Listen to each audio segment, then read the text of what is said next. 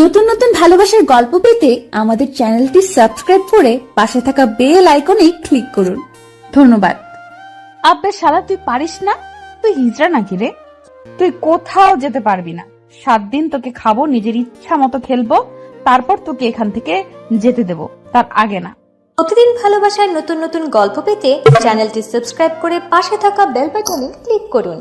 শরীর দেখে তো মনে হয় আমাকে খুব মজা দিতে পারবি, বাট তুই তো আমার কিছু বাল করতে পারলি না। সরি আপু, আমি এটার জন্য প্রস্তুত ছিলাম না। আর আপনি আমাকে এভাবে অত্যাচার করবেন আমি কখনো কল্পনা করতে পারিনি। কিসের সরি আর কিসের অত্যাচার? তুই মজা পাসনি শালা। আমি তোকে নিয়ে এসেছি আমাকে মজা দেওয়ার জন্য, কিন্তু মজা দিতে পারলি না, নিজে মজা নিলি। আমি গ্রাম থেকে এসেছি, আপনারা শহরের মেয়েরা যে এত বজ্জাত, এত খারাপ, এত লজ্জাহীন আমি শুনেছি। আজকে আমি এর প্রমাণ পেলাম। আমাকে যেতে দেন, আমাকে আর অত্যাচার করবেন না। তোকে এখন আমি যেতে দিব এটা ভাবলি কি করে? তোকে 7 দিন খাবো, তারপর এখান থেকে যেতে দেব, বুঝছিস? তার আগে তো নাই। দেখেন আপু, আপনি আমার সাথে এরকমটা করবেন না। আমি আপনার হাত জোর করে বলেছি আমাকে যেতে দেন এখান থেকে। আমার প্রচুর ভয় করতেছে। তুই হিজড়া নাকি? তুই একটা ছেলে, আমি একটা মেয়ে। কোথায় আমার ভয় পাওয়ার কথা? সেখানে আমি তোকে খাচ্ছি আর তুই আমাকে স্পর্শ ঠিক মতো করতে পারতেছিস না। এটা কোনো কথা? তুই হিজড়া নাকি রে? দেখেন, আমি গ্রাম থেকে এসেছি। আমার বাবা অনেক আশা করে আমাকে শহরে পাঠিয়েছে। আমি ভালোভাবে লেখাপড়া শেষ করে ভালো একটা জব করব, তাদের মুখে হাসি ফুটাবো। আপনি আমাকে প্লিজ যেতে দেন। তুই কোথাও যেতে পারবি না। 7 দিন তোকে খাবো, নিজের ইচ্ছা মতো খেলবো, তারপর তোকে এখান থেকে যেতে দেব, তার আগে না। এই সময় গেট বন্ধ করে দে আর তালা লাগিয়ে দে। এই ছেলে যেন কোনোভাবেই বাইরে যেতে না পারে, কারণ আজকে আমি ভালো মতো মজা নিতে পারিনি, মাথা গরম আছে। আর একটা কথা খুব ভালোভাবে মাথায় ঢুকিয়ে দে, এই ছেলে যদি কোনোভাবে পালিয়ে যায় এখান থেকে, তাহলে তোদের অবস্থা খুব খারাপ আছে, একটাও বাঁচতে পারবি না। আমি এখন ক্যাম্পাসে যাচ্ছি, ক্যাম্পাস থেকে ফিরে এসে যেন দেখি ছেলে আছে, আর আমি যেন আমার মনের খোরাক মেটাতে পারি। কি রে নীতি, এরকম অত্যাচার করে ব্যবহার করছিস? ব্যাপার কি? মজা হয়নি নাকি? আর বলিস না, গ্রামের গাইয়া খ্যাত কোথাকার, আজকে প্রথম নাকি এইসব, তাই একটু তাড়াতাড়ি সবকিছু শেষ করে ফেলছে। আমার তো মাথা প্রচুর গরম। তাহলে ট্যাবলেট নিয়ে আসতে, তাইলে তো অনেকক্ষণ করতে পারতি। এখন মাথা গরম করে লাভ হবে কোনো বল? আরে শালাকে দেখে মনে হয় যে অনেকটা ভালোভাবে খেলতে পারবে, বাট আমি কি জানতাম এরকম হবে? আমি বুঝতে পারতেছি, বাট তুমিও তো নতুন, তাহলে তোর এত হইল, ওই ছেলের হইল না? ব্যাপারটা কি? আর তুই তো বাজি ধরে এসব করতেছিস, তাহলে কি দরকার? তুই চুপ থাকতো। বাজি ধরে করি আর যেটাই করি, বাট অনেক মজা পাইছি, আর আমি এই মজা কখনো ভুলতে চাই না, প্রতিদিন নিতে চাই। তুই চুপ থাক। দেখ, ভালো কথা বলে 2-1 জনের সাথে এটা ওইটা কর, ঠিক আছে, কিন্তু এটা পার্মানেন্টলি দেওয়া বাদ দে, তাহলে জীবনটা শেষ হয়ে যাবে, বুঝলি? অনেক জ্ঞান দিয়ে ফেলেছিস, এখন চল আমরা ক্যাম্পাসে যাই, গিয়ে দেখি সেখানে মুরগি পাই কিনা, নিয়ে আসবো। এখন এই মডার্ন যুগে যদি আমি একজন মেয়ে হয়ে পেছনে পড়ে থাকি তাহলে কেমনে হয়? ছেলেরা যদি এক নারীতে আসক্ত না হতে পারে, তাহলে আমি মেয়ে হয়ে কেন এক এক পুরুষে আসক্ত হতে যাব? কোন দুঃখে! আমার তো পুরুষের অভাব পড়বে না, শুধু একটু চোখ মারলে পুরুষের লাইন লেগে যাবে। অনেক প্রেম করেছি, অনেক ছ্যাঁকাখুর দেখেছি, এটা দেখেছি ওইটা দেখেছি, কিছুই নেই জীবনে। জীবনটা উপভোগ করতে হবে। এভাবে গোমরা মুখ হয়ে প্রেম করে ছ্যাঁকা খেয়ে থাকার চেয়ে এইভাবে লাইফটাকে এনজয় করি। ক্যাম্পাসে এসে দেখি সবাই অনেক আনন্দ করতেছে। ফ্রেন্ডদের সাথে আড্ডা দেওয়ার পর ক্লাস না করে চলে আসলাম। আমার খুব খারাপ লাগতেছে, ভালো লাগতেছে না, ভেতরটা ছটফট করছে। তাই ফার্মেসিতে গিয়ে ওষুধের কথা বলতেই ফার্মেসিওয়ালা আমার দিকে হা করে তাকিয়ে রইল। একটা ধমক দিতেই ওষুধ বের করে দিল। টাকাটা দিয়ে ওষুধটা নিয়ে চলে আসলাম। কিচ্ছু ভালো লাগছে না, তাই ভাবলাম যে আর একটু মজা করা যাক। গিয়ে বাসায় এসে দেখি সবাই যে যার যার ব্যস্ত। আমি রুমে আসলাম, এরপর একজনকে কিছু ফলমূল নিয়ে আসতে বললাম। সে নিয়ে আসলো, রুমে ফলগুলো রেখে বাইরে চলে গেল। কিরে শালা, এইভাবে চুপচাপ মেরে শুয়ে আছিস কেন মেয়ে মানুষের মতো? ছেলেটা ঘুমিয়েছিল, হয়তো আমার এরকম ধমক শুনে উঠে বসে পড়লো আর আমার দিকে অবাক দৃষ্টিতে তাকিয়ে রইল। হয়তো ভাবতে পারেনি যে আমি এত তাড়াতাড়ি ফিরে আসবো। কি দেখতেছিল আমাকে? আমি জ্যান্ত মানুষ এখানে বসে আছি, ভূত না। যা, অবাক হবি তুই। আপু, আমি আপনার পায়ে পড়ি, আমাকে এখান থেকে যেতে দেন। আমি গ্রাম থেকে এসেছি আপু, প্লিজ আমাকে মাফ করেন, আমাকে যেতে দেন। যেতে চাইলে কি যাওয়া যায়? আর আমি তোকে কি বলেছি 7 দিন থাকতে হবে, তারপর তো এখান থেকে যাবে, তার আগে না। আপু, আমি আপনাকে একটা কথা বলি, প্লিজ আমাকে এখান থেকে যেতে দেন আপু, আমার খুব ভয় করতেছে। আপু প্লিজ, আমার বাবা মা গরিব মানুষ। জ্ঞান দিতে আসবি না, বুঝছস? এগুলো খেয়ে নিয়ে, আর তোর জন্য ওষুধ নিয়ে এসেছি, তাড়াতাড়ি এগুলো শেষ করে ওষুধ খাবি। আমি তো একদম ঠিক আছি আপু, আমাকে ওষুধ খেতে হবে না, আমার তোর শরীর ঠিক আছে, আমাকে শুধু যেতে দিলেই হবে। তুই আর একবার যদি এখান থেকে চলে যাওয়ার কথা বলেছিস, তাহলে তোর আজকে এখন এই মুহূর্তে তোর জীবনের শেষ সময় হতে চলেছে। এখন তাহলে আমি তোকে খুন করে ফেলবো। আমার ধমক শুনে ছেলেটা বেশ অবাক হয়ে গেল। শহরের ছেলে হলে একটু হলেও সাহস দেখাতে পারতো, ছেলেটা গ্রামের, তাই তাকে ভয় দেখাতে খুব ভালোই লাগতেছে আমার। আর ছেলেটার আকুতি মিনতি দেখে অনেক মজা পাচ্ছি, অনেক এনজয় করতেছি। ছেলেটা কিভাবে কাপুরুষের মতো আমাকে হাত জোর করছে, আমার হাত ধরতেছে, পায়ে পড়তেছে, মজা পাচ্ছি আমি, প্রচুর ভয় দেখাতে পারছি। আর চুপচাপ একটা আপেল নিয়ে খেতে লাগলো, আমিও একটা খেতে লাগলাম। আমাকে একটু ওষুধ খাইতে হবে, আজ প্রচুর এনজয় করব। ছেলেটা খাচ্ছে আর আমার দিকে তাকিয়ে আছে, মনে হচ্ছে যে আমাকে ভূত দেখার মতো। আমিও আর ভয় দেখাইলাম, তেমন ভাবে শান্ত চোখে তার দিকে কিছুক্ষণ তাকিয়ে রইলাম। ছেলেটা একটু নির্ভয়ে খাওয়া দাওয়া শেষ করে আমি ছেলেটাকে জোরপূর্বক ওষুধ খাওয়াই দিলাম। খেতে চাচ্ছিল না, আর শিক্ষিত ছেলে তো দেখেই বুঝতে পেরেছিল সেটা কি। আচ্ছা, আপনি কেন আমার সাথে এরকম করতেছেন? আমি বুঝতেছি না, আমি কি ভুল করছি যার জন্য আমাকে এত বড় শাস্তি দিচ্ছেন? আপনি এত বড় পাপ কাজ করাচ্ছেন আমাকে দিয়ে। দেখ, আমিও প্রথমবার, আমারও মন চাচ্ছিল করার, তাই করতেছি। আর বিশ্বাস কর, প্রথমে যখন ওইটা করেছিলাম অনেক মজা পাইছি, তাই কিছু ভালো লাগতেছে না, এখন পুরো মজাটা আমাকে নিতে হবে। তাই আমি 5 ওয়াক্ত নামাজ পড়ি, আমার দ্বারা অন্তত এসব বাজে কাজ করাবেন না প্লিজ, আমাকে এখান থেকে চলে যেতে দেন না। আর শহরে তো ছেলের অভাব নেই, তাদের থেকে একজনকে নিয়ে আসেন, ছেলেটাও মজা পাবে, আপনিও মজা পাবেন। প্লিজ আমাকে এই পাপ কাজ করাবেন না। আর তোকে যে আমার ভালো লেগে গেছে, এমন কিছু করার নেই। এই 7 দিন আমার সাথে থাকতে হবে, আর আমি এই 7 দিন তোর সাথেই থাকবো, তোর সাথে সব কিছু করব। তো যা যা করতে পারিস। আপনার কখনোই ভালো হবে না, আমি বলে দিচ্ছি। আপনি কখনোই জীবনে সুখে থাকতে পারবেন না, কারণ আপনার স্বামীর হক আপনি বিয়ের আগে নষ্ট করে ফেলতেছেন। বিয়ে করে কি হবে? যখন ইচ্ছা করবে একটা ছেলেকে নিয়ে আসবো, আমি বিয়ে করব। আমাকে দেখে তোর কি মনে হয় আমি বিয়ে করব? না, যা ইচ্ছা তাই করেন, আমাকে এখান থেকে যেতে দেন প্লিজ। আমার অনেক কষ্ট হচ্ছে নিজেকে কন্ট্রোল করতে। তোকে কন্ট্রোল করতে কে বলেছে? আমি আছি না, চল এবার কাজ শুরু করা যাক। আমি বুঝতে পারতেছি, আর আমিও নিজেকে আর কন্ট্রোল করতে চাই না। ছেলেটাকে একটা দিয়ে নিজের মাঝে নিয়ে নিলাম, আরো ঠোঁটে আমার ঠোঁট দুটো ডুবিয়ে দিলাম। ছেলেটা ইচ্ছার বিরুদ্ধে আমার কাছে আসতে বাধ্য, কারণ তাকে আমি ওষুধ খাইয়ে দিয়েছি, আর ওষুধ খাওয়ার পর উত্তেজনাটা দ্বিগুণ বেড়ে যায়। তাই ছেলেটা বাধ্য হয়ে আমার কাজে সাড়াই দিচ্ছে, আর আমিও অনেক সুন্দরভাবে মজা নিচ্ছি। ছেলেটার একটা হাত আমার পেটের উপর রেখে আমি তার হাত ধরে আমার নাভির উপরে রেখে স্লাইড করে দিচ্ছি। প্রচুর মজা লাগতেছে। আসলে এই দৃষ্টিতে এত মজা শুধু বিবাহিত বান্ধবীদের কাছ থেকে শুনেছি, বাট আজকে তার বাস্তব রূপ। বিশ্বাস করেন, বিয়ে করে জীবনটা কষ্ট পাওয়ার থেকে এইভাবে এনজয় করা অনেক ভালো। সব বাধা বিপত্তি পেরিয়ে ছেলেটাকে একেবারে নিজের আপন করে নিলাম। কিছুক্ষণ পর আমি ছেলেটা আমাকে ছেড়ে দিতে যাচ্ছিল না। তার মানে ছেলেটা এখন তো আর বেস্ট মুডে আছে। আমি আমার বেস্ট ফ্রেন্ড ফিরে গেলাম, আর দুজনে অনেক মজা করলাম। আর কিছুক্ষণ বাদে দুজনে শুয়ে পড়লাম। আমি ছেলেটার বুকে মাথা রাখলাম, আর ছেলেটা কিছুক্ষণ পর আমাকে সরিয়ে দিয়ে অন্য সাইডে গিয়ে শুয়ে পড়ল। আপনি আমাকে দিয়ে আর কত জঘন্য কাজ করাবেন? আমি এরকম কোনো কিছু করতে চাই না, প্লিজ আমাকে যেতে দেন।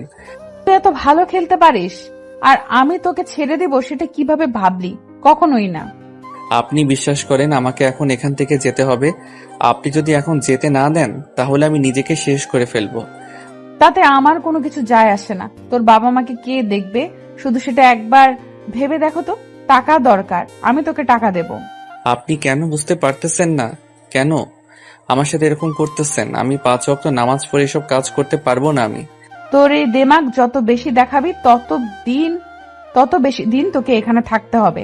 তাই আমাকে দেমাগ দেখাতে আসবি না। আমি কি করলে এখান থেকে দ্রুত চলে যেতে পারবো 2-1 দিনের মধ্যে? আপনি বলেন, আপনার গোলামি করলে না কি করলে আমি সেটাই করব। আর বাট আমাকে 2 দিনের মধ্যে এখান থেকে যেতে দিতে হবে। তুই তো আমাকে ধমক দিচ্ছিস। বাহ, আমাকে হুমকি দিচ্ছিস 2 দিনের মধ্যে যদি যেতে না দে তাহলে কি করবি শুনি? আমি কোনো ধুমকি বা হুমকি করতেছি না। আমি আপনার কাছে উপায় জানতে চাচ্ছি, আপনি আমাকে প্লিজ বলবেন এটা। এটার কোনো উপায় নাই, আর তোকে এখানে থাকতেই হবে 7 দিন। আর 7 দিন পর রেজাল্ট আসবে, তুই যাইতে পারবি কি না। মানে আপনি কি বোঝাতে চাচ্ছেন, কি বলতেছেন এসব? আমাকে 7 দিন পর যাইতে দিবেন না মানে কি বোঝাতে চাচ্ছেন? আপনি কি ঠিক আছেন না আপনার মাথা ঠিক আছে? আমাকে আমাকে এখন যেতে দিবেন এখান থেকে? চিল্লিয়ে কোনো লাভ নেই, তুই এই রুম থেকে বের হতে পারবি না, বুঝছিস? এখন তুই রুমে বন্দি থাক। আমি বাইরে যাচ্ছি, একটু পর আবার এসে দেখা হবে। ছেলেটাকে দেখে মায়া হচ্ছে, তাই সেখানে আর বেশিক্ষণ থাকতে পারলাম না। বেশিক্ষণ থাকলে আবার অতিরিক্ত মায়া লেগে যাবে, তার জন্য বাইরে চলে আসলাম। এত মায়াবী হলে তো চলবে না, নিজেকে কঠোর হতে হবে। বাইরে এসে সবাইকে যার যার কাজগুলো বুঝিয়ে দিলাম। আজকে কলেজেও যেতে ইচ্ছে করছে না, আর তাই আর গেলাম না কলেজে। কলেজ আমার বাবার, তাই আমার যখন খুশি আমি তখন যাই, কেউ আমাকে কিচ্ছু বলতে পারে না। আর আমার বাবা, আমি যেটা বলবো সেটা তো তাকে বিশ্বাস করতেই হবে, কারণ আমি তার বিশ্বাসটা সবসময় অর্জন করি। কিন্তু এই লাইনে প্রথমবার এসেছি, কেউ জানে না, শুধু 2-1 ফ্রেন্ড জানে, বান্ধবী। কারণ ফ্রেন্ড সার্কেলকে যদি এসব না জানাই তাহলে একঘেয়েমি হয়ে যাবে, তাই তাদের কাছ থেকে একটু মজা পাওয়ার জন্য জানিয়েছি। শুনলাম তুই নাকি ইদানিং খুব খোরাক মেটাচ্ছিস নিজের। তোর কি হয়েছে? তোর লাগবে চলে আয় আমার বাসায়, তোকেও নিয়ে মজা করব। তোকে দেখে আমার মেয়ে মনে হয় না, বুঝছিস? তোকে দেখে আমার ছেলে মনে হয়। তাই তোর কাছে আমি যাব এটা ভাবলে কি করে?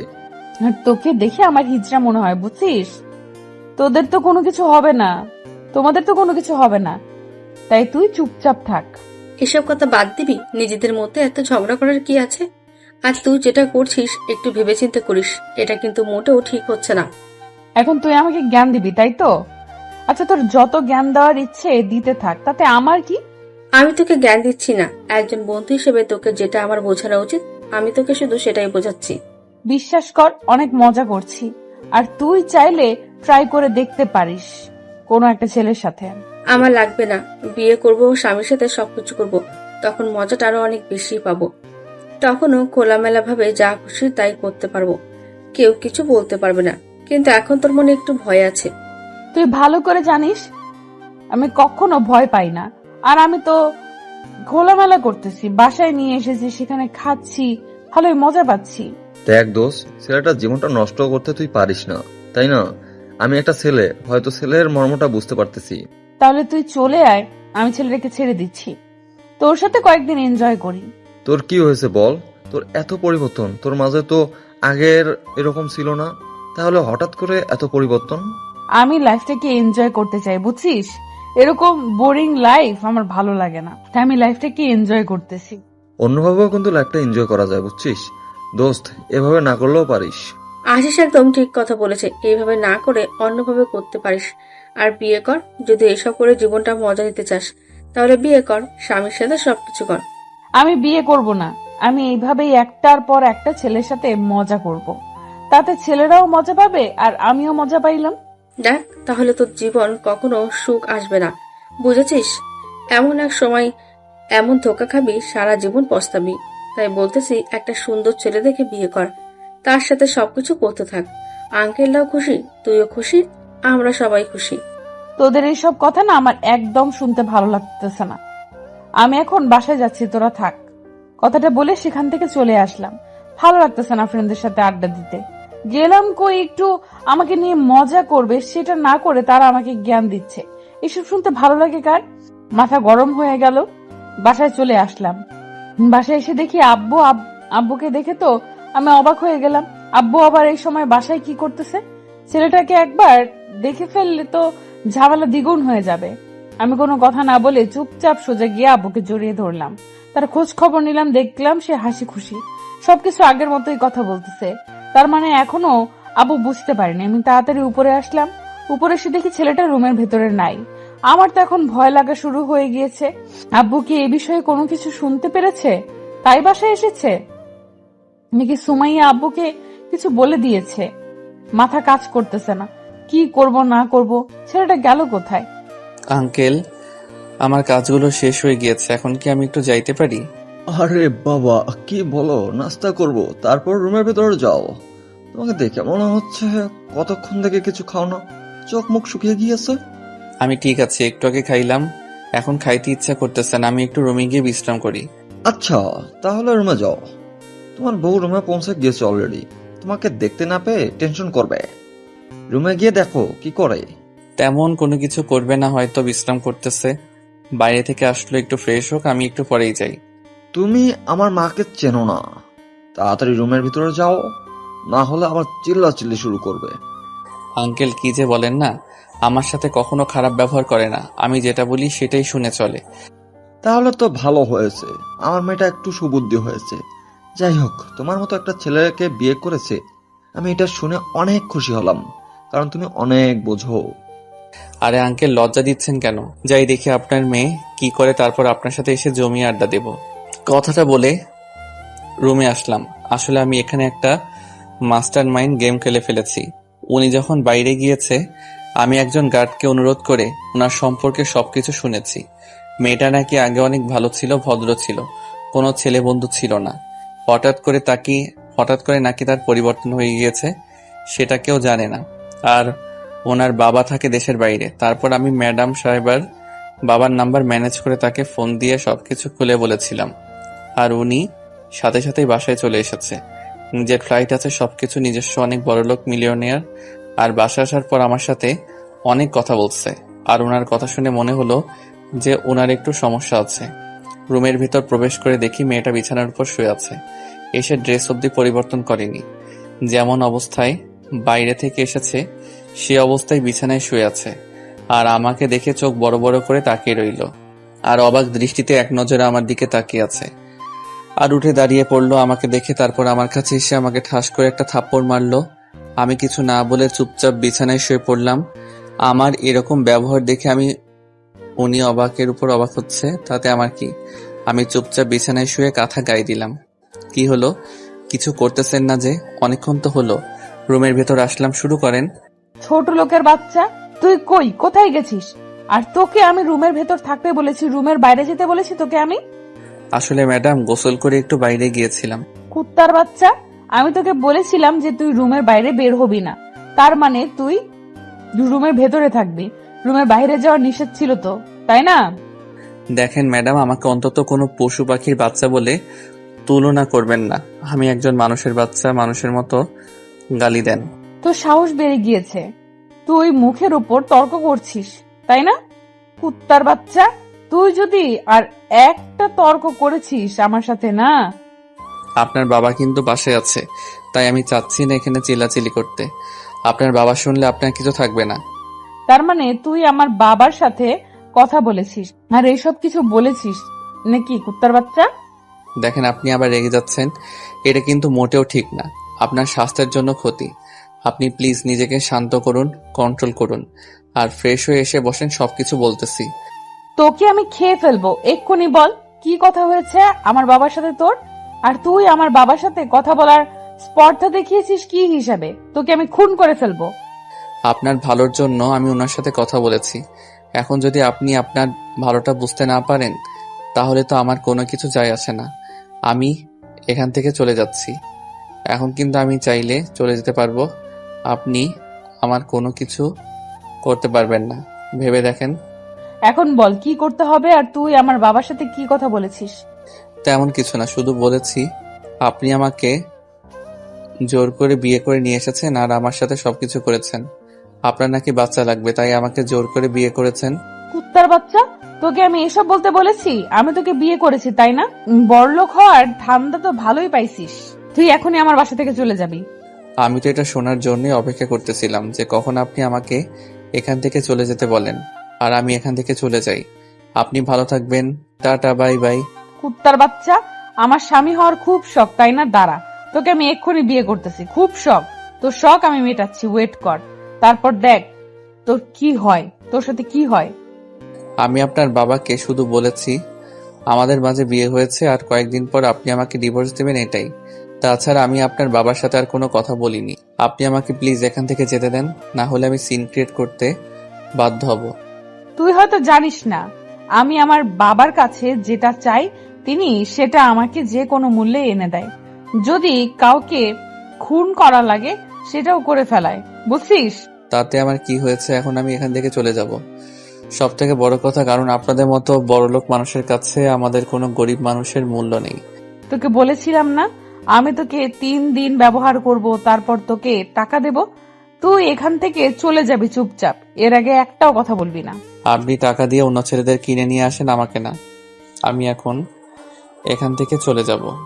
রক্তিমকে মিতু আর কোনো কথা বলতে দিল না। রক্তিমকে এক ধাক্কা দিয়ে বিছানার উপর শুইয়ে দিল। মিতু তার উপর শুয়ে পড়ল এবং রক্তিমের ঠোঁটে ঠোঁট দুটো মিতু নিজের ঠোঁটের আয়তে নিয়ে এলো এবং বসিয়ে দিল। রক্তিম শুধু শব্দ করতেছে আর নড়াচড়া করতেছে ব্যথার কারণে, কিন্তু মুখ খুলে কোনো কিছু বলতে পারতেছে না। মিতু তারপর নিজের ঠোঁট দুটো সরিয়ে রক্তিমের গলায় বসিয়ে দিল। রক্তিম ছেলে মানুষ, তার কারণে লজ্জা চিলিয়ে উঠতে পারল না, কারণ বাইরের সবাই জানে তাদের বিয়ে হয়ে গিয়েছে। রক্তিম অসহায়ের মতো সব অত্যাচার সহ্য করতে লাগলো। কোথায় সে ছোটবেলা থেকে শুনে এসেছে একজন ছেলে একটা মেয়েকে অত্যাচার করে, তাকে নানা ধরনের নির্যাতন করে, কিন্তু আজকে সে তার উল্টো প্রতিবেদন দেখতেছে, তাও আবার তার সাথেই হচ্ছে এটা। রক্তিম লজ্জার কারণে কোনো কিছু বলতে পারতেছে না, আবার শব্দ করতে পারতেছে না। আর এখন যদি এখানে চিল্লাচিল্লি করে বাইরে থেকে লোকে আসবে আর তাকে নিয়ে আরো হাসা ঠাট্টা করবে। আর এদিকে মিতু তার চাহিদা মেটানোর জন্য ব্যস্ত হয়ে গেল। আর একটু পর রক্তিম নিজেকে আর কন্ট্রোল করতে পারলো না, পাগল হয়ে গেল মিতুর ভালোবাসায়। আর মিতুর ফিগারে বেশ কিছুক্ষণ পর রক্তিমকে ছেড়ে দিয়ে মিতু আবার এক সাইডে শুয়ে পড়ে। আর রক্তিম এর দিকে মায়াবী দৃষ্টিতে তাকিয়ে রইল। মিতু নিজেই জানে না কেন এরকম করতেছে। কেন আপনি এরকম করতেছেন? কেন নিজের জীবনটা এইভাবে শেষ করতে চান বলেন তো আমাকে? জ্ঞান দিতে আসবি না, আমার যেটা খুশি আমি সেটাই করব। তুই চুপচাপ, আমি যেটা বলবো সেটাই করবি। আপনার কিন্তু বোঝার বয়স হয়েছে, এসব করা কিন্তু মোটেও ঠিক হচ্ছে না। আমরা মুসলিম, আমাদের পরপরই হিসাব দিতে হবে। আপনি প্লিজ একটা বিয়ে করেন আর বৈধভাবে এসব করেন, অনেক মজা পাবেন। এখন চুপচাপ এখানে ঘুমিয়ে থাক, আমাকে ঘুমাতে দে, ঘুম পাচ্ছে আমার। আর কোনো কথা বলতে চাই না আমি। প্লিজ আমাকে এখান থেকে চলে যেতে দেন, আমার ভালো লাগতেছে না, আমার দম বন্ধ হয়ে আসতেছে। আমি কখনো এরকম রুমে বন্দি হয়ে থাকিনি। এখন আমার ঘুম পাচ্ছে, একদম ডিস্টার্ব করবি না। ঘুম থেকে উঠে তোকে নিয়ে করতে বাইরে যাব, রাতে সাহস করে দেখাবো, অনেক মজা পাবি। এখন চুপচাপ ঘুমিয়ে পড়। কেন আপনি আমার সাথে এরকম অত্যাচারমূলক ব্যবহার করতেছেন? আমি কি ভুল করেছি? আমি শহরে এসেছি পড়াশোনা করার জন্য। তোকে পড়াশোনা করতে কে বারণ করেছে শুনি?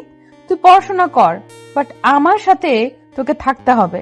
আমি এখন আমার ক্যাম্পাসটা পছন্দ করে দেখতে পেলাম না, আর আপনি বলতেছেন আমি পড়াশোনা করব? আমি প্রথম দিন এসে কত ইচ্ছা ছিল যে আমি সবার সাথে পরিচয় হব, নতুন শহরে এসেছি, নতুন ভার্সিটি, নতুন ক্যাম্পাস, অনেক জমি আড্ডা দেব, কিন্তু আপনি আমার সবকিছু ধূলিসাৎ করে দিলেন। আচ্ছা, তোকে আমি কালকে তোর ক্যাম্পাসে নিয়ে যাব। এখন বল, কারমাইকেল কলেজ নাকি বেগম রোকেয়া বিশ্ববিদ্যালয়ে আছিস তুই? আমি বেগম রোকেয়া বিশ্ববিদ্যালয় ইকোনমিক ডিপার্টমেন্টের। আচ্ছা, তাহলে এখন চুপচাপ আমাকে ঘুমাতে দে। আর তুই না ঘুমালে যা খুশি তাই কর, কিন্তু রুম থেকে বেরিয়ে যাবি না, রাতে ঘুরতে যাব। আমার ভালো লাগতেছে না কিছু, আমাকে এখান থেকে যেতে দিচ্ছেন না। কিসের জন্য? আমি এবার কিন্তু কান্না করব। তোর যা ইচ্ছা তুই তাই করতে পারিস, আমি তোকে কিছু বলতেছি না। তোর ইচ্ছা, কিন্তু রুম থেকে বেরিয়ে যাবি না। কথাটা বলে মিতু ঘুমিয়ে পড়ার ভান করে শুয়ে রইল। আর মিতুর একটু ক্লান্তি লাগতাছে, তার জন্য সে একটু ঘুমানোর চেষ্টা করতেছে। আর এদিকে রক্তিম বেচারা কি করবে না করবে বুঝতেই পারতেছে না। মিতুকে বোঝানোর চেষ্টা করতেছে, কিন্তু মিতু কোনোভাবেই বোঝার চেষ্টা করতেছে না। তারপর রক্তিম চুপচাপ চোখ দুটো বন্ধ করে ভাবতে লাগলো, তার বাবা মার স্বপ্ন, তার ইচ্ছা সবকিছু শেষ হয়ে যাচ্ছে দিনের পর দিন।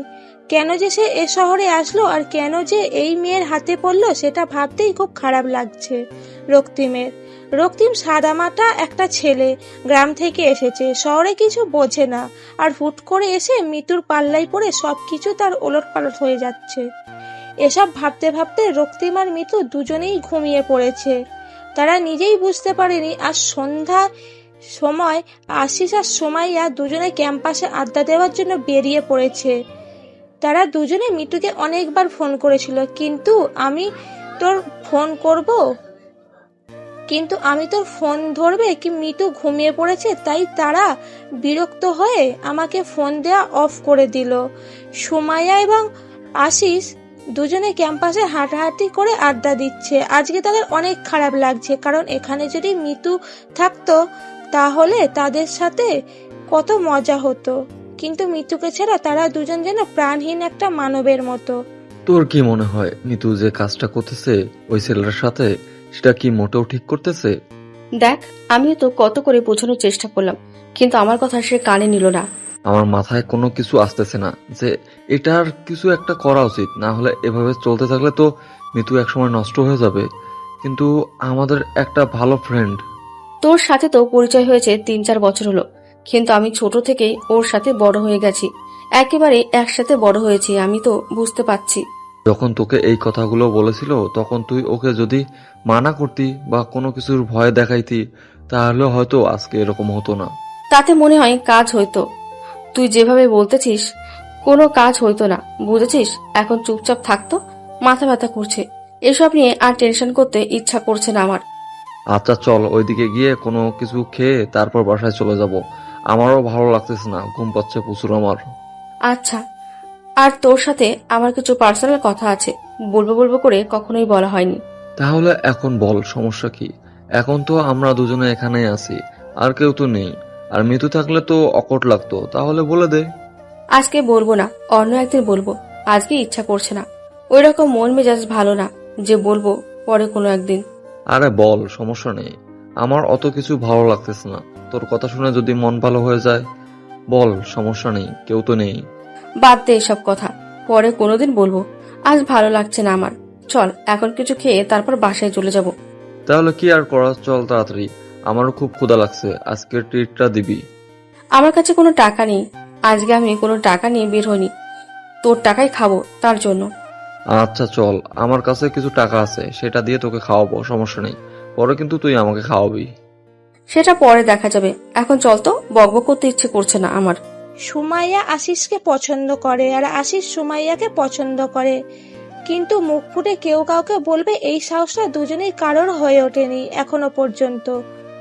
আর এই বিষয়টা মিতু একটু খেয়াল করেছিল, কিন্তু পরে ভেবেছে ফ্রেন্ড তাদের মাঝে একটু হালকা পাতলা হয়তো ভালো লাগতেই পারে, বাট এটা নিয়ে বেশি কথা বলেনি মিতু। আর আজকের সুমাইয়া ভাবলো যে আশিসকে কথাটা বলে দিলে ভালো হয়, বাট পরে আর সাহস হয়ে উঠল না যে আশিস কি বলবে, তার জন্য আশিস কিনা বলে। এখন সেখানে চলে যাচ্ছে, আর এদিকে হুট করে মিতুর ঘুম ভেঙে গেল, আর ফোন হাতে নিয়ে দেখে সুমাইয়া আর আশিস তাকে অনেকবার ফোন করেছিল। ঘরের দিকে তাকিয়ে দেখে সন্ধ্যা পার হয়ে গিয়েছে, 7টা বাজে। মিতু ফোন ব্যাক না করে ফ্রেশ হওয়ার জন্য বাথরুমে গেল, তারপর ফ্রেশ হয়ে বেরিয়ে আসলো। এসে দেখে রক্তিম এখনো ঘুমিয়ে আছে। ঘুমন্ত অবস্থায় রক্তিমকে দেখতে পেয়ে মিতু আবারও তার উপর একটু দুর্বল হয়ে পড়ল। মিতু রক্তিমের কাছে এসে রক্তিমের ঠোঁটে নিজের ঠোঁট দুটো একটু স্পর্শ করে দিল, আর তখনই রক্তিম নড়াচড়া করে উঠল। মিতু এখান থেকে সরে গিয়ে আয়নার সামনে দাঁড়িয়ে পড়ল, আর মৃত্যুকে নতুন রূপ দেখে রক্তে একটু যেন জানি হয়ে গেল, বাট কোনো কিছু না বলে চুপচাপ সেখানে চুপটি মেরে চোখ বন্ধ করে শুয়ে রইল রক্তিম। ঘুম হয়ে থাকলে এখন উঠে ফ্রেশ হয়ে নেন, আর এখন আমরা বাইরে যাব ঘোরার জন্য। রক্তিমের এরকম কথা শুনে অবাক হয়ে গেল মিতু, তার সাথে ভালো করে কথা বলতেছে এই ভাবতেই রক্তিম কেমন জানি শিউরে উঠল। তারপর রক্তিমের কোনো কথা না বলে চুপচাপ বাথরুমে গিয়ে ফ্রেশ হয়ে রেডি হয়ে নিল। তারপর ভালো লাগতেছে না, রুমে থাকতে আজকে 2 দিন ধরে রুম থেকে বের হয় না, তাই রক্তিমের খুব খারাপ লাগতেছিল। আর মিতু কথাটা বলার সাথে সাথেই রক্তিম ফ্রেশ হয়ে সে রেডি হয়ে নিল।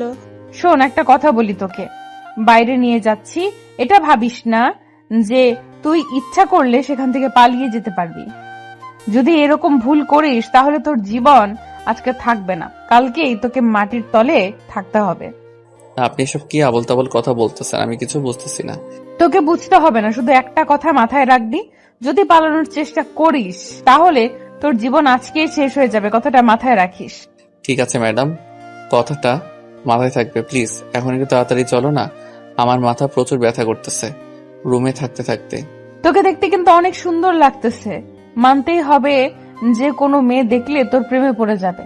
কি যে বলেন না ম্যাডাম, আপনাকে কিন্তু দেখতে অনেক সুন্দর লাগতেছে। কালো শাড়িতে যে কোনো ছেলে দেখলে আপনার প্রেমে হাবুডুবু খাবে। আপনি কেন যে আমার মাঝেই পড়ে আছেন? তোকে আর চাপা মারতে হবে না, বুঝছিস? এখন চুপচাপ বাইরে গিয়ে অপেক্ষা কর, আমি যাচ্ছি। তারপর রক্তিম মিতুর কথার মতো বাইরে গিয়ে অপেক্ষা করলো। আর একটু পরে মিতু রুম থেকে বের হয়ে আসলো। আর মিতুকে দেখে এক মুহূর্তের জন্য থমকে দাঁড়িয়ে গিয়েছিলাম। আসলে আজকে মিতুকে অনেক সুন্দর লাগতেছে, কালো শাড়িতে আর সবকিছু ম্যাচিং করে পড়েছে। কালো টিপ, চোখে কালো কাজল দিয়েছে আর ঠোঁটে হালকা করে লিপস্টিক দিয়েছে, লাল লিপস্টিক, সাথে কালো পাথরের চুড়ি এবং লাল দুটো সম্মিশ্রণ করে পড়েছে। চুলগুলো ছেড়ে দিয়েছে, এক সাইড করে হালকা একটু মেকআপ করেছে। অসাধারণ লাগতেছে, যে কোনো ছেলে এক দেখাতেই ফিদা হয়ে যাবে এই মেয়েটাকে দেখলে। এভাবে হা করে তাকিয়ে থেকে লাভ কি? মশা ঢুকে যাবে মুখের ভেতর, পেট খারাপ করবে, তাড়াতাড়ি আয়। জি ম্যাডাম, কিন্তু আপনাকে সত্যি সত্যি অসাধারণ লাগতেছে। এইভাবে আমাকে পাম দেওয়া লাগবে না, বুঝছিস? অন্য মেয়েকে পাম দিস, তাহলে মজা লাগবে। অন্য মেয়ের আমাকে পাম দিতে হবে না, এখন চল। আসলে মানুষের সৌন্দর্যের গুণগান করলে উনি নিজেকে কি যেভাবে বুঝতে পারে না। তুই কি কোনোভাবে আমাকে রোস্ট করার চেষ্টা করতেছিস নাকি রে? তোর মতলব কি শুনি? আমার আবার কিসের মতলব থাকলে ম্যাডাম সাহেবা, চলেন। আমার সাথে এরকম ন্যাকামে করার চেষ্টা করবি না, বুঝছিস? তাহলে কিন্তু গাল আর গাল থাকবে না, একদম লাল হয়ে থাকবে সারা জীবনের জন্য। সরি ম্যাডাম, আমার ভুল হয়ে গেছে, মাফ করে দেবেন। আমি গরিব মানুষ, বুঝতে পারিনি, অতিরিক্ত কথা বলে ফেলেছি। কুত্তার বাচ্চা, আমি ভালো করে জানি তুই গরিব মানুষ, বারবার বলতে হবে না, এখন চুপচাপ চল আমার সাথে। রক্তিম খুব ভালো করে বুঝতে পারলো এখন আমরা যদি কথা বেশি বলি তাহলে তাকে আবার থাপ্পড় খাইতে হবে, তাই চুপ করে গেল আর মিতুকে ফলো করতেছে। রক্তিম এমনিতে যেদিকে যাচ্ছে রক্তিম পিছনে পিছনে যাচ্ছে। একটু পর মিতু গাড়ি বের করে নিল আর একদিন কোনো কথা না বললে চুপচাপ গাড়িতে গিয়ে বসে পড়লো, কারণ বেশি কথা বললে তাকে এখন মাইর খেতে হবে, তাই চুপ করে গিয়ে গাড়িতে বসে পড়লো। রক্তিম ভেবেছিল হয়তো রিক্সা করে ঘুরবে তারা, কিন্তু এখন সে গাড়িতে করে যাবে এটা ভাবতেই কেমন লাগতেছে। তার রিক্সাতে যদি ঘুরতে পারতো এরকম একটা সুন্দরী রমণীর পাশে, তাহলে রক্তিম নিজেকে ধন্য মনে করত। যতই তার সাথে সবকিছু করুক, কিন্তু সেটা রুমের ভিতরে বাইরে এত সুন্দর একটা রমণীর সাথে রিক্সাতে করে ঘোরাও এটা মুখের কথা না, সেটা কল্পনাতে মনে হয়। কিন্তু আজকে রক্তিমের সাথে সুন্দর একটা পরিবেশ আছে, তার বাস্তব রক্তিম যতবার দেখেছে ততবার ফিদা হয়ে যাচ্ছে। জীবনে তো আর শহর দেখতে পারবে না, আজকে আমার জন্য দেখে নাও। কথাটা অবশ্য ঠিক বলছেন, আমারও তো সামর্থ্য নেই যে আমি টাকা খরচ করব এরকম বাজে কাজে। তোদের মতো গরিবদের কাছে তো এটা বাজে কাজ হতে পারে, তোরা তো কখনো নিজের মনের ফিলিংসটা বুঝিস না। এসব কথা বাদ দেন, এখন আমাকে কি করতে হবে সেটা বলেন। আপনার সাথে আর কি কি করতে হবে আমাকে? যেরকম আছিস চুপচাপ সেরকম থাকবি, এত কথা বলতে বলেছি? আমি যেখানে যাচ্ছি তুই আমার সাথে থাকবি, ঝামেলা শেষ। দেখেন, আজকে অনেক দিন হয়ে যাচ্ছে আমি আমার বাবা মার সাথে কথা বলতেছি না, তারা হয়তো আমার জন্য কান্নাকাটি করতেছে। প্লিজ একটু কথা বলতে দেন ওদের সাথে আমাকে। আমি যেটা বলেছি সেটাই হবে, 7 দিন পার না হওয়া পর্যন্ত আমি তোকে তোর বাসায় কথা বলতে দিব না। আজকে আমি গরিব, তাই আমার সাথে যা পাচ্ছেন তাই অত্যাচার করতেছেন, কিন্তু আমিও একদিন অনেক বড়লোক হব, সেদিন আপনাকে আমি কিনে রাখবো। ভালো কথা, আমার উপর যদি জিদ করে বড়লোক হতে পারিস তাহলে তো ভালোই হবে। দেখেন, ভালো হবে না বলে দিচ্ছি, আমার কোনো কিছু ভালো লাগতেছে না। কেন আপনি আমার সাথে এরকম করতেছেন? বেবি প্লিজ একটু শান্ত হও, না হলে কিন্তু এখানে তোমার সাথে রোম্যান্স করা শুরু করে দেব। আমার তো লজ্জা নাই, তুমি আবার। প্লিজ এরকম কোনো কিছু করবেন না, আমি এটার জন্য মোটেও প্রস্তুত না। আমি এখান থেকে নেমে যাব। বেবি সেই সাহস তো তোমার হয়নি এখনো, তুমি এখান থেকে যদি লাফ না দাও তোমাকে লাশ হয়ে ফিরে যেতে হবে তোমার গ্রামে। এই কথাটা মাথায় রাখিও। রক্তিম আর কোনো কথা বলার সাহস পেল না। মিতু যখন যেটা মন চাইছে সেটাই করতেছে। তারপর অনেকক্ষণ ঘোরাঘুরি শেষ করে মিতু অনেক ক্লান্ত। এখন তাকে বিশ্রাম নেওয়া অনেক প্রয়োজন। আর এদিকে রক্তিমের অবস্থা শেষ। কি বলবো তাকে নিয়ে, তার তো দেখার মতো অবস্থা হয়ে আছে। কি একটা বাজে সিচুয়েশনে ফেসে গিয়েছে, কিছু বলতে পারছে না, কিছু করতেও পারতেছে না। তারপর মিতু রিক্সাওয়ালাকে বলল তাদের বাসার সামনে নামিয়ে দিতে। আর সেই কথা শুনে রক্তিম মনে মনে একটু খুশি হলো। যাই হোক, তাকে হয়তো বাহিরের অত্যাচার সহ্য করতে হবে না। খুব ক্লান্ত লাগতেছে রক্তিমের, তাই রক্তিম মনে মনে একটু খুশি হলো। তারপর রিক্সাওয়ালা এসে মিতুদের বাসায় ওদের দুজনকে নামিয়ে দিয়ে চলে গেল। আর মিতু এবং রক্তিম দুজনের বাসার ভিতরে প্রবেশ করে দেখে মিতুর আব্বু সেখানে কয়েকজন গণ্যমান্য ব্যক্তির সাথে ব্যবসার কাজে নিয়ে আলাপ করতেছে। মিতু আর রক্তিম উপরে চলে আসলো। এখন আমি গোসল করব, একটু পানি তুলে নিয়ে আয়, আমি একটু পর বাথরুমে যাব। আমার না খুব ক্লান্ত লাগতেছে, একটু পরে যাই, আমার একটু বিশ্রাম নেওয়া প্রয়োজন। এখন খুব মাথাটা ধরেছে আমার। আমি তোর কথা শুনতে চেয়েছি, আমি যেটা বলতেছি তুই এখন সেটা করবি। পানি তুলে রেখে আয়, তারপর বিশ্রাম করবি, আমি গোসল করব, আমার ক্লান্ত লাগতেছে। আজকে গরিব বলে আপনার সব কথা আমি মাথায় পেতে নিচ্ছি, বুঝছেন? আজকে যদি আমার টাকা থাকতো না, তাহলে হয়তো আমাকে এই কষ্ট সহ্য করতে হতো না। আজকে গরিব বলে সব কষ্ট মুখ বুঝে সহ্য করে নিচ্ছি। তোর এত কথা শোনার মতো সময় নাই, আমি যেটা বলছি সেটা কর। এখন এত বকবক করতেছিস কিসের জন্য? নাকি কিছু করব এখন তোকে? রক্তিম বাধ্য ছেলের মতো কাজ করতে চলে গেল। আর এদিকে মিতু বিছানায় শুয়ে পড়ল বিশ্রাম করার জন্য। আর এদিকে আশিস এবং সুমাইয়া আজকেও তারা দুজনে বিকেলে এক জায়গায় বসে আছে। কেউ কোনো কথা বলতেছে না, চুপচাপ একে অন্যের দিকে তাকাচ্ছে, আবার চোখ নিচু করে নিচ্ছে। দুজন দুজনকে ভালোবাসে, কিন্তু কেউ আগে প্রকাশ করতে পারতেছে না। দুজনের মাঝে একই রকম অনুভূতি কাজ করতেছে। তাদের মাঝে একটা বাধা বিপত্তি কাজ করতেছে, বলবে কি বলবে না। তাদের মধ্যে একটা জড়তা কাজ করতেছে। কি হলো? গতকাল ডাকলি আসলাম, চলে গেলাম। আজকেও ডাকলি আসলাম, চলে যাব কি? কিছু বলবি? কিছু হয়েছে তোর সমস্যা? কাউকে পছন্দ করিস নাকি? আসলে একটা কথা কি জানিস, আমি না বলতে পারছি না। দেখ, এটা তুই কি বলতেছিস? কি কথা বলবি? আমাকে বলতে আবার লজ্জা কিসের? বুঝতেছি না তো, আমি তোর বন্ধু, তাই না? সেটাই তো ভয় পাচ্ছি, কি যে হবে না হবে আমি কিছু ভেবে পাচ্ছি না। আর তুই একটু বুঝে নিতে পারিস না? আমি কি বুঝে নেব আর কি না বুঝে নেব বুঝতে পারতেছি না তো। আমি কিছুই বুঝতে পারতেছি না। তুই আমাকে বললে তো আমি বুঝতে পারবো। তোকে কোনো কিছু বুঝতে হবে না, এখন আমি যেটা বলছি সেটা শোনার জন্য অপেক্ষা কর। আমাকে আগে নিজের কাছে বুঝতে দে। আচ্ছা, তাহলে তুই আজকে রাতে ভেবে রাখিস, কালকে এসে আমাকে বলিস, বুঝছিস? আমি এখন যাচ্ছি, আমার একটা কাজ আছে। কোনো মেয়ের দেখা করতে যাবি নাকি? এত তাড়া দিচ্ছিস, ব্যাপার কি? আসলে ফেসবুকে একটা মেয়ের সাথে পরিচয় হয়েছে, আজকে নাকি ক্যাম্পাসে আসবে আমাদের। ওর সাথে একটু দেখা করতাম আর কি। কি বলতেছিস? কোন মেয়ে, আর কোথায় বাড়ি, আর কোন ক্লাসে পড়ে? তোর সাথে দেখা করবি কিসের জন্য? আমি কি জানি, আমাকে বললো দেখা করার কথা। আর আমি কি বলবো? আমি বললাম ঠিক আছে, আজকে দেখা করব। এবার সুমাইয়া অনেকটা ভয় পেয়ে গেল। না জানি আশিস আবার ওই মেয়ের প্রেমে হাবুডুবু খায়, না তো আবার ওই মেয়ে আবার আশিসকে পছন্দ করে। সুমাইয়া কিছুই ভাবতে পারতেছে না।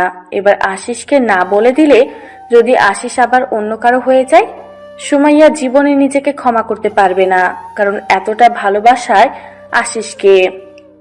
সুমাইয়া সেই প্রথম থেকে পছন্দ করত, কিন্তু কখনো বলতে পারেনি। আজকে যদি না বলে, যদি আশিস অন্য কারো হয়ে যায়, সুমাইয়া সারা জীবন কান্না করবে। সেজন্য তার থেকে এখন তাকে সাহস করে বলতেই হবে। আশিস, আমি তোকে ভালোবাসি। আমি জানি তুই আমাকে ভালোবাসিস, তোর মুখ থেকে এই কথাটা শোনার জন্য একটু মিথ্যা বললাম। আমি কোনো মেয়ের সাথে দেখা করতে যাচ্ছি না, ফেসবুকে কোনো মেয়ের সাথে আমি কথা বলি না। খুত্তা, তুই আমাকে আগে বলবি না? আমি তো ভয় পেয়ে গেছিলাম, যদি অন্য কোনো মেয়ে তোর জীবনে আসে আমি নিজেকে কন্ট্রোল করতে পারবো না। কতদিন ধরে এই ভালো লাগা ভালোবাসা শুরু হলো, আর কেমনে কি আমার মতো এত বাজে একটা ছেলেকে কেমনে ভালোবাসতে পারলি তুই? বাজে তাই ভালোবাসি, ভালো হলেই ভালোবাসতাম না, বুঝছিস? ডায়লগ মাইরি। এখন চল তাহলে, আমাকে কিছু খাওয়াবি তুই। কুত্তা, ফকিরের মতো কথা বলিস না তো। এখন চল, তুই আমাকে খাওয়াবি। আমি তো প্রতিদিন তোকে খাওয়াই, তাই না? এখন থেকে তোকে আরো বেশি খাওয়াতে হবে, কারণ আমি বেকার, আমার কোনো চাকরি নেই, কোনো কিচ্ছু নেই। আর তোর বাপের অনেক টাকা আছে বুঝছিস, তো সেই টাকা থেকে আমাকে এখন থেকে কিছু খাওয়াতে পারিস। দেখ, ভালো হবে না বলে দিচ্ছি। আমাকে নিয়ে এভাবে মজা করবি না। এখন তো একটা জবের জন্য ট্রাই কর, বিয়ে করব। আজকে প্রপোজ করলে আজকে বিয়ের কথা বলতেছিস? দু একদিন প্রেম তো করতে দিবি, তাই না? আমি নিতুর মতো বেহায়া না যে ভালোবাসি আর বিয়ের আগে সবকিছু শেষ করলাম, বিয়ের পর কোনো মজা পাইলাম না। আমি সেটা চাই না। আমি চাই বিয়ের পর তোর সাথে সব ধরনের আমি মজা করতে। আচ্ছা হইছে, এখন আর রাগ দেখাতে হবে না। আমি একটা জবের জন্য অ্যাপ্লাই করছি অলরেডি, দেখি কি হয়। আমাকে কখনো ছেড়ে যাবি না তো? কারণ হয়তো আমি মেয়েটা একটু আনরোমান্টিক, বাট চাইলেও ছেড়ে দিতে পারবো না, কারণ আমিও অনেক আগে থেকে তোকে পছন্দ করতাম, বাট কখনো বলতাম না। আমি জানি তুই আমাকে পছন্দ করিস, আমি চাইছিলাম তুই আগে আমাকে বল। কুত্তা কোথাকান, তুই বলে এতদিন কি হয়তো, এতদিনে হয়তো আমরা বিয়ে করে ফেলতে পারতাম, তাই না? তার জন্যই তো একটু জবের জন্য দৌড়াদৌড়ি করতেছি, কাউকে বলিনি, আজকে তোকে বললাম। এবার হয়তো চাকরিটা হয়ে যাবে, কারণ এবার অনেক ভালোভাবে সবকিছু রেডি করে নিয়েছি। তারপরও তারা দুজন খুনসুটি গল্প করতে করতে একটা রেস্টুরেন্টে চলে আসলো। রেস্টুরেন্টে এসে খাবার অর্ডার দিল দুজনে, একসাথে অনেক এনজয় করলো, অনেক মজা করলো, তাদের ভালোবাসার প্রথম দিনে স্মৃতিচারণ করে রাখলো। আর এদিকে মিতু এবং রক্তিম দুজনেই একদম ফ্রেশ হয়ে মিতু শুয়ে আছে বিছানায়, রক্তিম সোফার উপর শুয়ে আছে, কেউ কারোর সাথে কোনো কথা বলতেছে না। দুজনেই মোবাইল ঘাটাঘাটি করতেছে।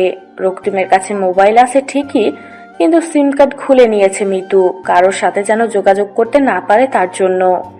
কিরে, কোন মেয়ের সাথে চ্যাটিং করতেছিস এত মন দিয়ে আর মুচকি মুচকি হাসি দিচ্ছিস? ব্যাপার কি? আসলে আমার স্কুল লাইফের বেস্ট ফ্রেন্ডের সাথে কথা বলতেছি, অনেক ভালো সম্পর্ক ছিল আমাদের। আমার বাসায় আছিস, আমার খাচ্ছিস, আমার পড়ছিস, আমার টাকায় ঘুরছিস, আর অন্য মেয়ের সাথে কথা বলবি কিসের জন্য? বলছি না এই 7 দিন কারোর সাথে কথা বলতে পারবি না তুই? মেয়েটার বিয়ে হয়ে গিয়েছে, তার সংসার জীবনের কিছু কথা আমার সাথে শেয়ার করতেছে। আমি তার সাথে প্রেম করতেছি না, বুঝেছেন? অন্যের সংসার জীবনের কথা শুনে তুই কি করবি? তুই কি তার সংসারে গিয়ে কাজ করে দিবি? আপনার মাঝে কোনো মনুষ্যত্ব আমি দেখতে পাচ্ছি না, বুঝতে পারছেন? আপনি কখনো মানুষ হতে পারবেন না। কুত্তার বাচ্চা, তোর কত বড় সাহস, তুই আমাকে বলতেছিস আমি কখনো মানুষ হতে পারবো না? আমার বান্ধবীর সাথে আমি কথা বলতেছি, তার সংসার জীবন নিয়ে, তার সুখ দুঃখের কথাগুলো আমি শুনতেছি। তার হালকা লাগবে, কারণ সে আমার সাথে সব কথা শেয়ার করে। যা, ওর স্বামীর কাছে যা, তুই যা ওর স্বামীর সাথে সংসার কর। হয়তো আপনি কারো ভালো বন্ধু হতে পারেননি, তার জন্য আপনারই ভুল ধারণাটা, বুঝছেন? যদি সত্যি আপনি কারো ভালো বান্ধবী হতে পারতেন, তাহলে আপনার এই ভুল ধারণাটা থাকতো না। আজকে তো খুব বড় বড় কথা বলেছিস, ব্যাপার কি তোর? তোকে কি আমি এখন পিটাবো? আঙ্কেল কিন্তু বাসায় আছে, বুঝছেন, আর সাথে মেহমান আছে। আমি চাই না এখন কোনো সিন ক্রিয়েট করতে। তোকে এখন কোনো কিছুই বলবো না, রাত হোক তারপর দেখ আজকে তোকে আমি কি মজাই না দেখাই, তোকে যে কি পরিমাণ অত্যাচার করবো আজকে। আপনি কত ছোট মনের মানুষ, বুঝছেন? আপনাকে আমি না দেখলে বুঝতেই পারতাম না আমার মতো একটা গরিব ছেলেকে তুলে নিয়ে এসে তার সাথে সবকিছুই করতেছেন। আপনি যদি ভালো মনের মানুষ হতেন, তাহলে এগুলো থেকে অনেকটা দূরে থাকতেন। আপনার যদি এসব করার ইচ্ছা থাকে, আপনার একটা মনের মানুষকে বিয়ে করেন, তার সাথে সারা জীবন সময় কাটান, দেখবেন যে আপনার জীবনের সেরা কিছু মুহূর্ত আপনার লাইফে চলে আসবে। এভাবে কিন্তু জীবন চলে না, বুঝছেন? আমাকে জ্ঞান দিতে আসবি না, বুঝছিস? তাহলে কিন্তু তোর ভালো হবে না, কথাটা মাথায় রাখিস। আমি খুব ভালোভাবে জানি আমার ভালো হবে না, তাই এসব বলতেছি। মিতু আর নিজেকে কন্ট্রোল করতে পারলো না, উঠে গিয়ে রক্তিমের ঠোঁট, নিজের ঠোঁট দুটো বসিয়ে দিল। রক্তিমের ঠোঁটে ইচ্ছে মতো কামড় বসিয়ে দিতে লাগলো, রক্তিমের গলায় কামড় বসিয়ে দিতে লাগলো এবং বুকে আঁচড় দিতে লাগলো, যাতে করে রক্ত বের হয়। আর রক্তিমের অনেক কষ্ট হয়, অনেক যন্ত্রণা হয়। আমার ওইটা খাবেন না প্লিজ, আমার কষ্ট হচ্ছে। এটা খেলেই তো আমি বেশি মজা পাবো, এটা না খেলে তো আমি মজা পাবো না, বুঝছিস? তুই তো চুপচাপ করে থাক। আমি বুঝতে পারতেছি না আপনি কেন এত নোংরা কাজ করতেছেন, প্লিজ আমাকে ছেড়ে দেন। তুই চুপচাপ থাক আর নে। তুই এখন এই দুইটা খা, বুঝছিস? আমার পক্ষে সম্ভব না, আমি এত নোংরা কাজ করতে পারবো না, প্লিজ আপনি এখান থেকে সরে যান। ভালোই ভালোই বলতেছি, তাই গায়ে লাগতেছে না, তাই না? এখন যদি আবার বেশি রকম করে ফেলি, তখন তো আবার সুসুর করে খাবি। আপনি এটা মোটেও ঠিক করতেছেন, আমার সাথে এর জন্য আপনাকে একদিন পস্তাতে হবে। সেটা পরে দেখা যাবে, এখন যেটা করতে বলছি সেটা কর, না হলে কিন্তু খুন করে ফেলবো। আমার হাতে দেখতে পাচ্ছিস সেটা কি? আজকে কিন্তু 6ষ্ঠতম দিন, কালকে আমাকে প্লিজ বিদায় করে দিবেন। আমি এসব কাউকে বলবো না, আমি চলে যাব এই শহর থেকে। আচ্ছা ঠিক আছে, এখন তুই আমাকে মজা দিবি, আর যদি আমাকে ইচ্ছা মতো মজা দিতে পারিস তাহলে কিন্তু আমি তোকে কালকে ছেড়ে দিব। মিতু কথা শুনে রক্তিম একটু সাহস পেল। তারপর মিতুকে তার ইচ্ছে মতো আদর করতে লাগলো, যেটা আদর করলে একটা মেয়ে একদম মাতাল হয়ে যেতে পারে, সেই লেভেলের আদর করতে লাগলো রক্তিম মিতুকে।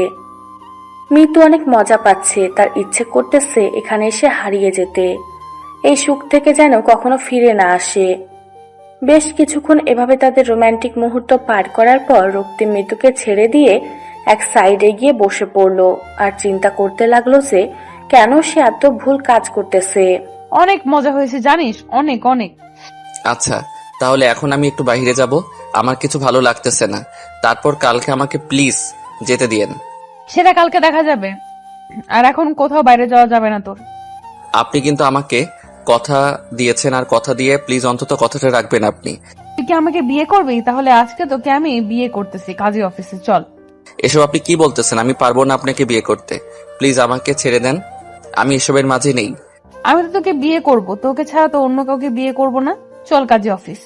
আমাকে মাফ করবেন আপু, আমি পারবো না আপনাকে বিয়ে করতে, আমাকে ছেড়ে দেন প্লিজ, আমার সাথে এরকম করবেন না, তাহলে আমি আত্মহত্যা করতে বাধ্য হব। আমি কি তোকে ভালোবাসি? তুই আত্মহত্যা করতে চাইলে চুপ হয়ে যাই, তুই আত্মহত্যা করতে চাইলে চুপ হয়ে যাব, তোর যেটা খুশি সেটাই করবি, বিয়ে করব তোকে, এটাই ফাইনাল কথা। কেন আপনি আমার সাথে এরকম করতেছেন? আমার কি দোষ ছিল? আমি বাসায় যাব, প্লিজ আমাকে যেতে দেন। আমাকে বিয়ে কর, তোর বাসায় রেখে আসবো, সত্যি আমি তোকে তোর বাসায় দিয়ে আসবো। না, আমি এটা করতে পারবো না, আমি আপনাকে বিয়ে করতে পারবো না, প্লিজ আমাকে যেতে দেন। কখনোই না। এখন যদি তুই যেতে চাস তাহলে আমি আব্বুকে বলে তোকে খুন করে সবকিছু ক্লিয়ার করতেছি, দাঁড়া। আমি বুঝতে পারতেছি না কেন আপনি আমার সাথে এরকম করতেছেন, আমি কি ভুল করেছি? আমি কি দোষ করেছি শুনি? আর একটা কথা যদি তুই আমার সাথে বলেছিস তাহলে কিন্তু তোর অবস্থা খুব খারাপ আছে। এখন যা, সুন্দরভাবে গোসল করে তারপর ফ্রেশ হয়ে রেডি হ, আমরা বিয়ে করতে যাচ্ছি। না, আমি এটা করতে পারবো না, আমাকে এখানে খুন করে ফেললেও আমি আপনাকে বিয়ে করব না, বিয়ে করব না, বিয়ে করব না। তোকে খুন না করে যদি তোর বাবা মাকে খুন করে তাহলে কি করবি বল? না মানে কি বোঝাতে যাচ্ছেন আপনি আমাকে? আমি তোর পরিবারের খোঁজ খবর নিয়েছি, বুঝছিস, তোর বাসা কোথায়, তুই কোথায় থেকে এসেছিস সবকিছু আমি জানি, তাই বেশি নাটক না করে এখন যা। রক্তিম এবার নিরুপায়, বড়লোকের মেয়ে খোঁজ খবর নিতে পারে এটাই স্বাভাবিক। এখন যদি তার ভুলের কারণে তার বাবা মার জীবন হারাতে হয় আর তাকে বেঁচে থাকতে হয়, সে কখনোই পারবে না। তার বাবা মাকে ছাড়া বেঁচে থাকতে, তাই রক্তিমের ইচ্ছার বিরুদ্ধে গিয়ে গোসল করে ফ্রেশ হয়ে রেডি হতে লাগলো। আর এদিকে মিতু গোসল করে বউয়ের সাজে সাজতে লাগলো। সবাই জিজ্ঞেস করতেছে যে কেন এত সাজুগুজু করতেছে, বলতেছে সে এমনিতেই ঘুরতে যাবে।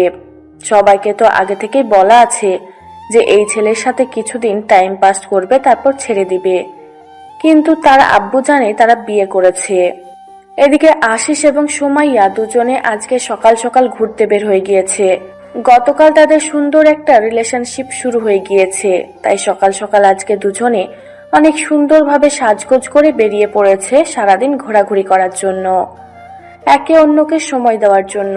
সুমাইয়া চুপ থাকতে থাকতে এখন তার খুব খারাপ লাগতেছে, আর এদিকে আশিস চুপচাপ শুধু শহরটা দেখে যাচ্ছে আর ভাবতেছে কখন চাকরিটা হয়ে যাবে তার। কি হলো, এইভাবে চুপ করে আছিস যে? ব্যাপার কি? কোনো কথা বলছিস না? মন খারাপ? আরে না, মন খারাপ হবে কিসের জন্য, এমনি ভাবতেছি আর কি। সেই ভাবাটা কি নিয়ে বুঝতেছি না তো। এরকম মুখ গোমরা করে বসে আছিস ঘুরতে বের হয়ে। ভালো লাগতেছে না কিছু। জবটা যে কবে হবে আর কবে যে তোকে নিজের করে নিতে পারবো সেটাই কল্পনা করতেছি। এত অধৈর্য হচ্ছিস কিসের জন্য? ধৈর্য ধর, আমি তো আছি, তোকে ছাড়া কোথাও যাব না, যদি মরেও যাই, বুঝেছিস? বাস্তবতাটা কিন্তু অন্যরকম, বুঝছিস? আমি যদি কোনো কিছু করতে না পারি তোকে কখনোই নিজের করে নিতে পারবো না, কারণ তোর বাবা অনেক বড় লোক আর আমি গরিব ঘরের একটা ছেলে। আমার বাবা মোটেও এইরকম না। আর তার থেকে বড় কথা হচ্ছে, তুই যদি নিজেকে আর কখনো গরিব বলেছিস তাহলে তোকে আমি ছেড়ে কথা বলবো না। আচ্ছা এসব বাদ দে, আর তোকে দেখতে কিন্তু আজকে অনেক সুন্দর লাগতেছে। আমার ইচ্ছা করতেছে তোকে গভীরভাবে একটু ভালোবাসতে। এত রোমান্টিক মুড কিন্তু ভালো না, বুঝতেছেন মিস্টার? আনরোমান্টিক হয়ে আর কতদিন থাকবে শুনি মিসেস? সময় বলে দেবে কে আনরোমান্টিক আর কে রোমান্টিক, বুঝেছেন? সময় হোক তারপর দেখিয়ে দেবো। ও আচ্ছা, তাই নাকি? আপনার সেই সময়টা কবে আসবে শুনি? যখন আমার সময়টা আসবে না তখন দেখা যাবে আপনি অনেক ব্যস্ত হয়ে যাবেন। তাই বলতেছি, এখন এই সময়টা না হয় কাজে লাগিয়ে নেই। চলেন গিয়ে কোথাও বসি। অনেক পাজলামি হয়েছে, এখন নামো, রেস্টুরেন্টে কিছু খাওয়া দাওয়া করি, ক্ষুধা লাগছে। আর এরকম আনরোমান্টিক মুডে থাকা বাদ দিয়ে একটু নর্মাল হও, বুঝেছো? পাশে যদি এরকম একটা সুন্দরী রমণী থাকে তাহলে কি নর্মাল হয়ে থাকা যায়? এরকম কাব্যিক কথা বাদ দেন, বাস্তবতায় ফিরে আসেন, বুঝছেন? এখন এখানে অনেক মানুষজন আছে। আচ্ছা, আমার পোড়া কপাল, কি আর করার তাহলে? আর কি করব, চুপ করে থাকি। সুমাইয়া মুচকি হাসি দিয়ে রিক্সা থেকে নেমে পড়লো, আর এদিকে আশিস সে রিক্সা থেকে নেমে সুমাইয়ার হাতে হাত রেখে দুজনে রেস্টুরেন্টের ভিতরে চলে গেল। গিয়ে বসলো আর ওয়েটারকে অর্ডার দিল। দেওয়ার পর তারা দুজনে বসে খুনসুটি করতেছে, আর এদিকে আশিস সুমাইয়ার হাত নিয়ে খেলা করতেছে। আর সুমাইয়ার খুব ভালোই লাগতেছে আশিস এরকম দুষ্টুমিগুলো। অনেকক্ষণ দুষ্টুমি করার পর তাদের খাবার চলে আসলো। তারা খাওয়া দাওয়া শেষ করে উঠে যাবে এই মুহূর্তে সুমাইয়ার ফোনে ফোন আসলো। সুমাইয়া ফোন হাতে নিয়ে দেখে যে মিতুর ফোন। কোথায় রে? তোর কোনো খোঁজ খবর পাওয়া যাচ্ছে না দুদিন থেকে, ব্যাপার কি? কই হারিয়ে গেছিস? আমি আবার কোথায় হারিয়ে যাব? তোর কোন খোঁজ খবর পাওয়া যাচ্ছে না? আমরা তো ঠিকই আছি, তুই তো ক্যাম্পাসে আসছিস না। কি মজা নিচ্ছিস তুই, ভালো জানিস। আচ্ছা এসব বাজে কথা বাদ দে, এখন একটা ভালো কথা বলি, মন দিয়ে শোন। যেটা বলতেছিস সেটা কর। তোর আবার কি হলো? তুই আবার কি ভালো কথা বলতেছিস বল। তোর কিছু লাগবে, কোনো সেফটি লাগলে বল, নিয়ে গিয়ে দিয়ে আসি। ফাজলামি বাদ দে, আমি বিয়ে করতেছি আর কাজে অফিসে যা, সবকিছু রেডি করে রাখ, আমি যাচ্ছি। মাথা ঠিক আছে তোর? কি বলতেছিস তুই? কালকে না পরশুদিন বললি যে তুই কখনো বিয়ে করবি না, আর এখন বলতেছিস বিয়ে করছিস? কাকে বিয়ে করছিস শুনি? যে ছেলেকে তুলে এনে রেখে দিয়ে মজা নিতেছি সেই ছেলেকে বিয়ে করতেছি, বুঝছিস? আর কোনো কিছু বলা লাগবে তোকে? এখন যেটা বলতেছিস সেটা শোন। কি বলছিস? আমার মাথায় কোনো কিছু ঢুকছে না। তুই ওই ছেলেকে কেন বিয়ে করছিস? এত বড় লোকের মেয়ে হয়ে তুই? আর একটা যদি কথা বলেছিস, এখন আসিস কে সঙ্গে নিয়ে আয়, এখন আশিসকে সঙ্গে নিয়ে আয়। আশিসকে ফোন করার, ফোন দিয়ে বল যে তোর সাথে দেখা করতে, আর তুই আশিসকে সঙ্গে করে কাজে অফিসে আয়। আচ্ছা তাহলে দেখা হলে বাকি কথা হবে। এখন তুই তাহলে বেরিয়ে আয়, আমরা যাচ্ছি কাজী অফিসে। কি হয়েছে বুঝতে পারলাম না। কার বিয়ে আর কিসের বিয়ে? কিসের কাজে অফিস? নিতু বিয়ে করছে। যে ছেলেটাকে নিয়ে গিয়ে মজা করতেছিল সেই ছেলের প্রতি এত মায়া জন্ম হয়ে গিয়েছে, এখন তাকে বিয়ে করবে। এই মিতুটা না ছেলেটার জীবনটা নষ্ট করে দিল। এখন বিয়ে করার পর কিছুদিন পর ছেড়ে দিবে। ছেলেটা মিতুর মায়া পড়ে যাবে আর ছেলেটা পাগল হয়ে থাকবে। এটাই হচ্ছে মিতুর প্ল্যান। ছেলেটার জীবনটা নষ্ট করে দিয়ে কি লাভ তার? তুই তো ভালো করে নিতুকে চিনিস তাই না? এখন আমি বাকিটা তোকে কি বলবো? তুই ওকে ভালো করে জানিস, আমি ওকে ভালো করে চিনি। ওর মাথায় যে কি চলছে আমি কিছুই বুঝছি না। আচ্ছা চল দেখি কি হয় কি না হয়। আগে একটু ওকে বোঝানোর চেষ্টা কর তুই, বিয়ে না করার জন্য। ছেলেটার জীবন নিয়ে খেলার কি দরকার? তোর কি মনে হয় ও আমার কথা রাখবে? আচ্ছা চল গিয়ে কথা বলি, তারপর দেখি কি হয় না হয়। তারপর আশিস এবং সুমাইয়া দুজনে কাজী অফিসের উদ্দেশ্যে রওনা দিল। আর এদিকে মিতু রক্তিমকে জোর করে গাড়িতে বসিয়ে নিল। রক্তিম মুখ গোমড়া করে আছে আর ভাবতেছে কেন সেই শহরে আসলো। এই শহরে না আসলে হতো তার জীবনটা অনেক সুন্দর থাকতো। মিতু মনে মনে অনেক খুশি তার মাঝে পরিবর্তন হয়েছে। কেমন লাগছে, খারাপ কাজ করে বেশি দিন সুখে থাকা যায় না, একদিন না একদিন কষ্ট পেতেই হবে। তার থেকে বিয়ে করার পর দুজনে একসাথে থাকুক। আর তার বাবা জানে মিতু ছেলেটাকে বিয়ে করেছে, আর তার বাবা ছেলেটাকে পছন্দ করেছে, আর মিতু একটু পছন্দ করে। রক্তিম দেখতে শুনতে অনেক ভালো, হ্যান্ডসাম, যে কোনো মেয়ে দেখলেই তার প্রেমে পড়তে বাধ্য হবে। কিন্তু পোশাক দেখে কেউ তার প্রেমে পড়বে না, এটাই হচ্ছে বাস্তবতা। দুজনে কাজী অফিসের সামনে এসে নেমে পড়লো। আর কাজী অফিসের সামনে এসে দেখে সুমাইয়া আর আশিস তাদের জন্য অপেক্ষা করতেছে। ভেতরে সবকিছু ঠিকঠাক করে রেখেছিস তো নাকি, না আবার কোনো কিছু বাকি রাখছে সবার? তোর সাথে আগে আমাদের কিছু কথা আছে, কথাগুলো শেষ করে তারপর বিয়েটা সম্পূর্ণ হবে, বুঝছিস? আগে বিয়ে করি তারপর বাকি কথা হবে। কথা বলার দিন শেষ হয়ে গেল নাকি? এখন বিয়েটা করি আগে, তারপর। তুই কেন বুঝতে পারতেছিস না? এই কথাগুলো বিয়ের আগেই বলতে হবে। কথা বল, তাড়াতাড়ি শেষ কর। বিয়েটা করতে হবে তাড়াতাড়ি। আর সুমাইয়া, তুই এখানে দাঁড়িয়ে কি করতেছিস? ভেতরে যা, কাজী সাহেবকে সবকিছু রেডি করতে বল। সবকিছু বলে রাখছি, কোনো সমস্যা নেই। আগে কথাগুলো শোন, আশিস কি বলে তারপর না হয় দেখা যাবে। আমি বুঝতে পারছি না তোরা দুজন আমার সাথে এরকম করতেছিস কিসের জন্য? কি করছি আমি? তেমন কিছু না, আশিস নাকি তোকে কিছু কথা বলবে। কথাগুলো শোন, তারপর ডিসিশন নে কি করবি। আচ্ছা বল, তোর আবার কি জ্ঞান মাথায় আসলো আর সেই জ্ঞান এখন আমাকে দিতে হবে শুনি? দেখ, ছেলেটা কিন্তু তোকে ইচ্ছাকৃতভাবে বিয়ে করতেছে না, তুই জোর করে তাকে বিয়ে করতেছিস। এটা কি একজন ব্যক্তির স্বাধীনতা দেওয়া হলো? তুই এই টপিক বাদ দিয়ে অন্য যে কোনো টপিক নিয়ে কথা বল আমার সাথে। আমি তোকে কিচ্ছু বলবো না, প্লিজ। দয়া করে এই টপিক নিয়ে আমার সাথে কোনো কথা বলবি না।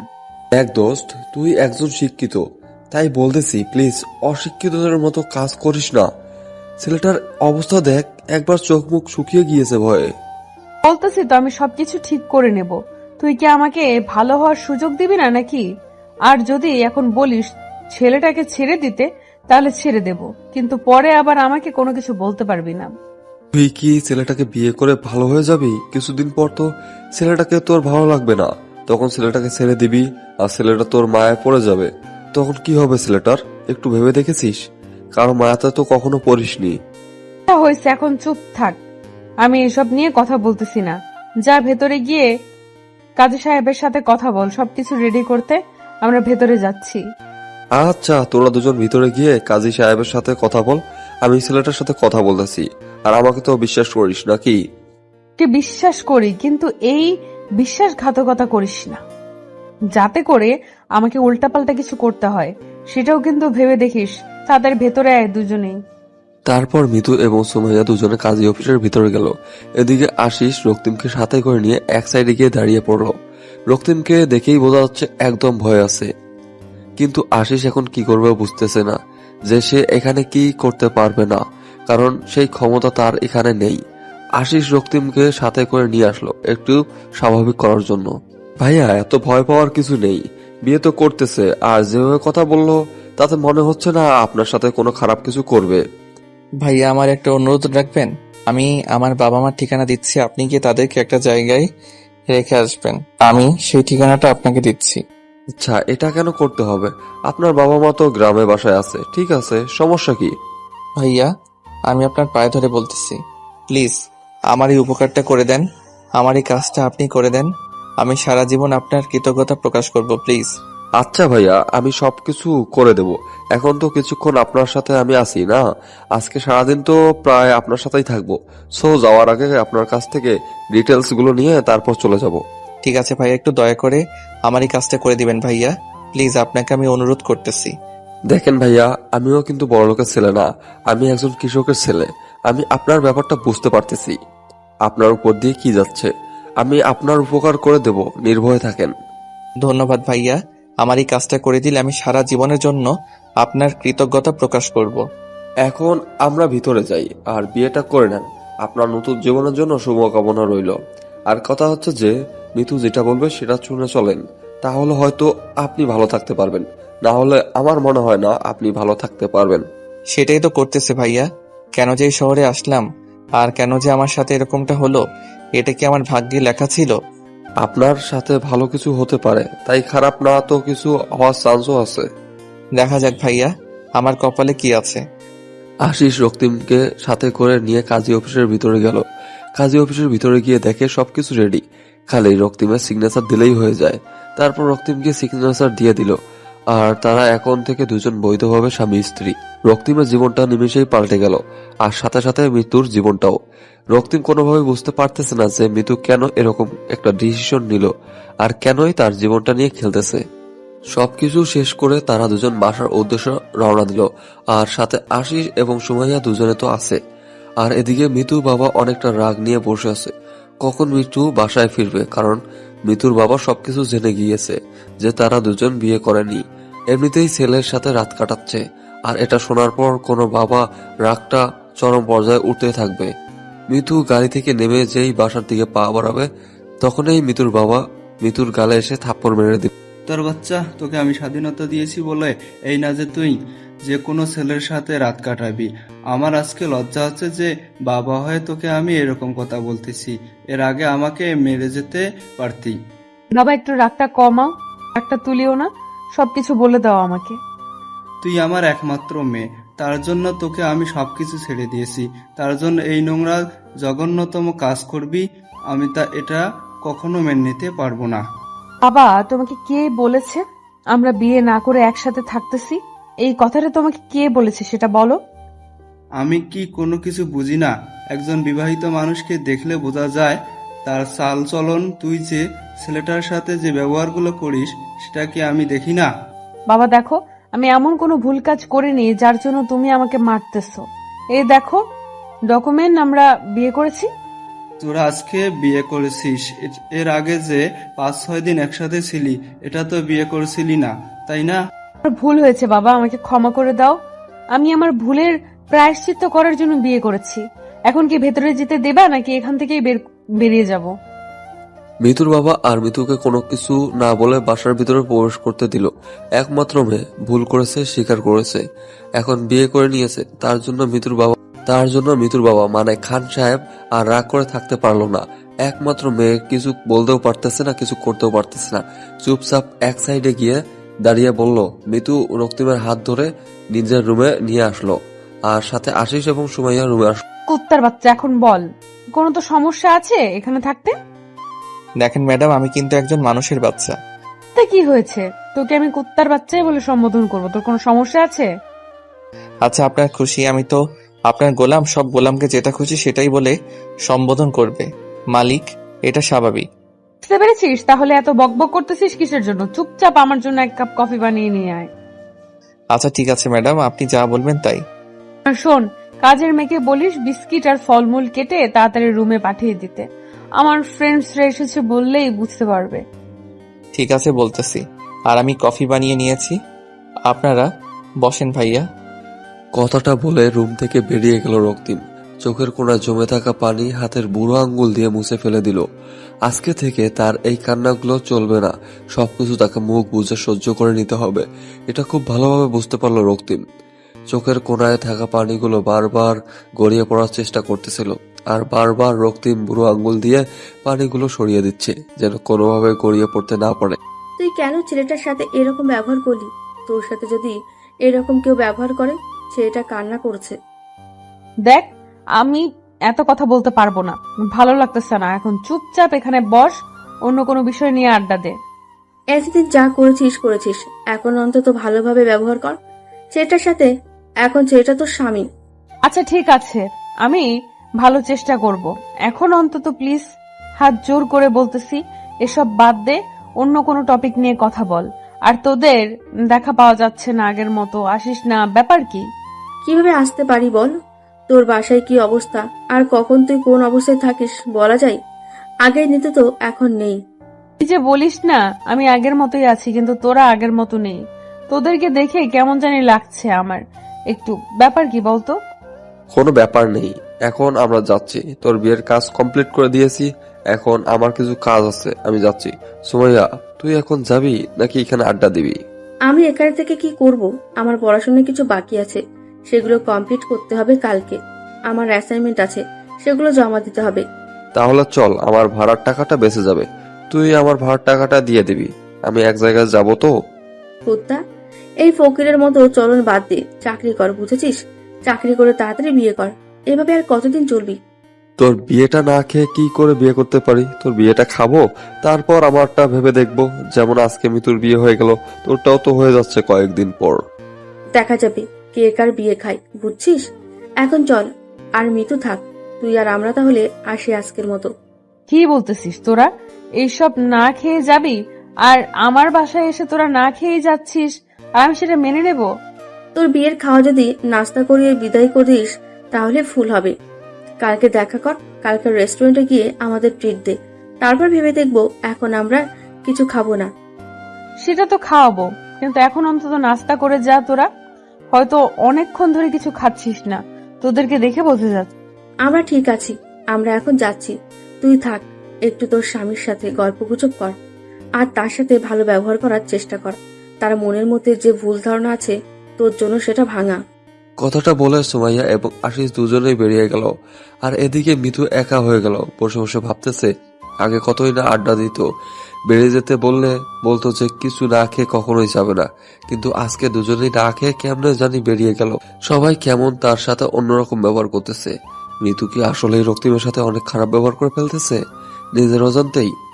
এতটা খারাপ তো মিতু ছিল না, তাহলে এখন কেন এতটা খারাপ হয়ে যাচ্ছে সে? তাকে সবকিছু ঠিক করে নিতে হবে, এরকম করলে চলতে দেওয়া যাবে না, কারণ এখন তাকে ভালো হতে হবে। আর কতদিন এরকম খারাপ কাজ করবে সে? তারপর রক্তিম 3 কাপ কফি নিয়ে আসলো। এসে দেখে আশিস এবং সুমাইয়া দুজনে উধাও। মিতু একা মন খারাপ করে বসে আছে। এই নেন আপনার কফি। আর ভাইয়া এন্ড আপুটা কই গেল? আচ্ছা, আমি কি সত্যিই তোমার সাথে অনেক খারাপ ব্যবহার করে ফেলেছি, তাই না? আপনি এসব কি বলছেন? আপনার মাথা ঠিক আছে তো? কি উল্টাপাল্টা কথা বলতেছেন? আমার মনে হচ্ছে আমি সত্যি আপনার সাথে অনেক খারাপ ব্যবহার করে ফেলেছি। এটা মোটেও ঠিক হচ্ছে না। আচ্ছা, আপনার হয়েছেটা কি বলবেন তো? আপনি আবার অসুস্থ হয়ে পড়লেন না তো এরকম করে কথা বলতেছেন? কুত্তার বাচ্চা, আমি একদম ঠিক আছি। এখন ভালোভাবে কথা বলছি তো, মজা নিচ্ছিস তাই না? মজা নেওয়ার সাধ্য কি আর আমার আছে? আমি কি মজা নিতে পারি? হইছে, আর এভাবে চাপা মারতে হবে না। আশিস ভাইয়া কই গেল? ওনার সাথে তো ভালো করে কথাই বলা হলো না আমার। চলে গেছে, দুজনে দুজনের কাজ আছে তাই তারা চলে গিয়েছে। এখন তুই চাইলে তোর বাসায় যেতে পারিস, আমি তোকে কিছু বলবো না। আপনি সত্যি বলছেন তো? আমি বাসায় চলে যেতে পারবো? আমি একবার যেটা বলি সেটাই করি। তোর যদি মন চায় এখন তুই বাসায় যেতে পারিস, আমি তোকে কিচ্ছু বলবো না। আপনার হয়েছেটা কি বলবেন তো? আপনি এভাবে কথা বলতেছেন কেন? আপনার মন খারাপ কেমন জানি লাগতেছে আপনাকে, ব্যাপার কি? কোনো ব্যাপার না, এখানে আমি যেটা বলছি এখন তুই সেটা কর, যা ইচ্ছা তাই করতে পারিস। ঠিক আছে, তাহলে এই নেন আপনার কফি। আমি আমার বাসায় চলে যাচ্ছি। চলে যাবে কিছু বলবো না, কিন্তু আজকে আমাদের বিয়ে হয়েছে।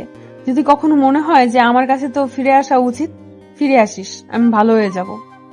রক্তিম মিতুর কথা শুধু শ্রাবণ করলো, সেই কথায় আর কোনো পাত্তা দিল না। রক্তিম অনেক খুশি, সে এখন বাসায় যেতে পারবে আর তাকে কেউ কোনো কিছু বলবে না। রক্তিম আর বেশিক্ষণ দেরি করলো না, ঝটপট সবকিছু গুছিয়ে নিয়ে বেরিয়ে পড়লো। কেউ কিছু বলে ওঠার আগেই রক্তিম বেরিয়ে পড়লো আর একটা গাড়িতে করে স্টেশনে পৌঁছে গেল। আর ঝটপট টিকিট কেটে সে সোজা তার গ্রামের উদ্দেশ্যে মুহূর্তের মাঝে রওনা হয়ে গেল। অপেক্ষা করলো না, কারণ কতদিন পর তার বাবা মার সাথে সে কথা বলবে, কতদিন পর তাদের সাথে দেখা করবে।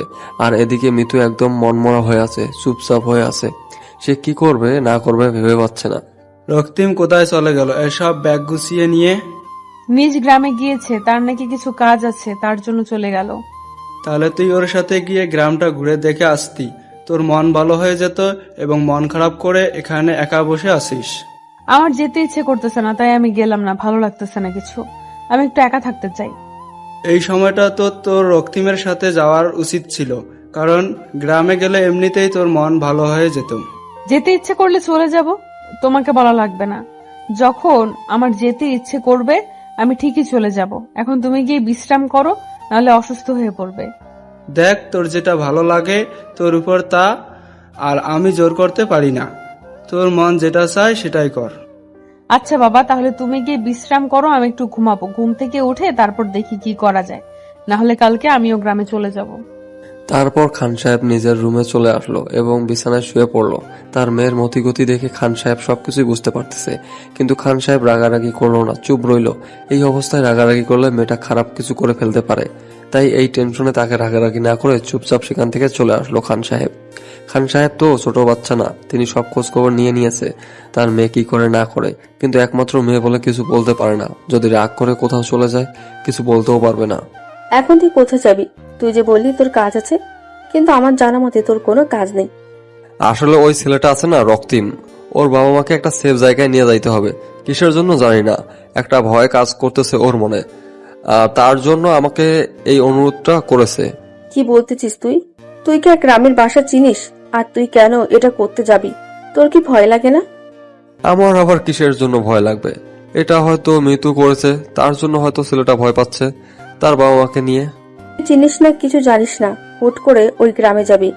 আর ওর বাবা মা কি তোকে বিশ্বাস করবে? বিশ্বাস করবে কিনা জানি না, বাট ছেলেটা যেভাবে আমাকে বলেছে আমি না করে থাকতে পারলাম না, আমাকে যেতেই হবে। আমিও তোর সাথে যাব। একা তোকে আমি ছাড়তে পারবো না ওই গ্রামে। আর তুই কখনো ওই গ্রামে যাস নাই, কিছু চিনিস না। আমি তোকে একা পাঠিয়ে দিয়ে টেনশন করতে পারবো না। আমার কিছু হবে না, তুই থাক। তোকে নিয়ে গেলে আলাদা একটা টেনশন বাড়িয়ে দিতে চাই না। তুই এখানে থাক, ভালো থাক। আমি ফিরে আসবো 2 দিনের ভিতরে। আমি পাগলি হয়েছি তাই না? তোকে আমি একা যেতে দেব? আমার জীবন থাকতে আমি তোকে একা যেতে দেব না, বুঝেছিস? তুই এটা নিয়ে এত সিরিয়াস হয়ে যাচ্ছিস কেন? বুঝতে পারতেছি না বিষয়টা। আমি যাব, ঝামেলা শেষ। এখন কি তুই আমার সাথে ঝগড়া করবি, নাকি আমাকে সাথে করে নিয়ে যাবি? কোনটা? যদি আমাকে না নিয়ে যেতে পারিস তাহলে তোর যাওয়া হবে না। পাগলি মেয়ে, এভাবে জেদ করতে নেই, বুঝছিস? আমি যাব, ফিরে আসবো। তুই জানিস ভালোবাসার মানুষটাকে না এক মুহূর্তের জন্য কোনো বিপদের দিকে ঠেলে দিতে পারে না কোনো মেয়ে। আর আমি তো আমার নিজের জীবনের থেকেও তোকে বেশি ভালোবাসি। আমি কি করে পারবো তোকে অজানা অচেনা একটা জায়গায় একা যেতে দিতে? দুজনেই যাব, মরলে দুজনেই মরবো। আরে আমি তোর সাথে কথায় পারবো না, আমি ভালো করে জানি। আচ্ছা, গিয়ে রেডি হয়ে নে। আমিও গিয়ে রেডি হয়ে নিচ্ছি। আচ্ছা, আমার কোনো কিছু লাগবে না, আমার সবকিছু সাথে আছে। টাকা থাকলে আর কিছু লাগবে না, এখন চল। তাহলে তুই এখানে কোনো একটা রেস্টুরেন্টে অপেক্ষা কর আমার জন্য, আমাকে যেতে হবে। আর তোকে তো ছেলেদের হোটেলে নিয়ে যেতে পারি না, তাই না? আচ্ছা ঠিক আছে, আমি এখানে অপেক্ষা করছি। বেশিক্ষণ সময় নিবি না, আমি কিন্তু একা এখানে বেশিক্ষণ থাকতে পারবো না, তাহলে কিন্তু চলে আসবো। তুই দিন দিন না পাগলি হয়ে যাচ্ছিস, বুঝছিস? নিজেকে একটু কন্ট্রোল কর। আমি নিজেকে কোনো কন্ট্রোল করতে চাই না, এখন তুই যা। আর আমি এখানে তোর জন্য অপেক্ষা করছি। তোর হাতে সময় 30 মিনিট দিলাম, যা। তারপর আশিস বেশিক্ষণ সময় নিল না, তাড়াতাড়ি চলে আসলো হোটেলে। আর হোটেলে এসে একটু ফ্রেশ হয়ে যা যা প্রয়োজনীয় জিনিস সেগুলো ব্যাগে নিয়ে নিল। তারপর সুমাইয়ার কাছে চলে আসলো, সঙ্গে করে বাসার উদ্দেশ্যে রওনা দিয়ে দিয়েছে। আর এদিকে রক্তিমও বাসার কাছাকাছি প্রায় চলে এসেছে। লক্ষ্মীমের কাছে তো আশিসের নাম্বার নেই যে ফোন করে মানা করে দেবে যে ওখানে যেন না আসে। সবকিছু ঠিকঠাক হয়ে গিয়েছে। আর বিশেষ করে রক্তিমের মনে নেই যে আশিসকে এখানে আসতে বলেছে। সে এতটাই ইচ্ছুক বাসা যাওয়ার জন্য।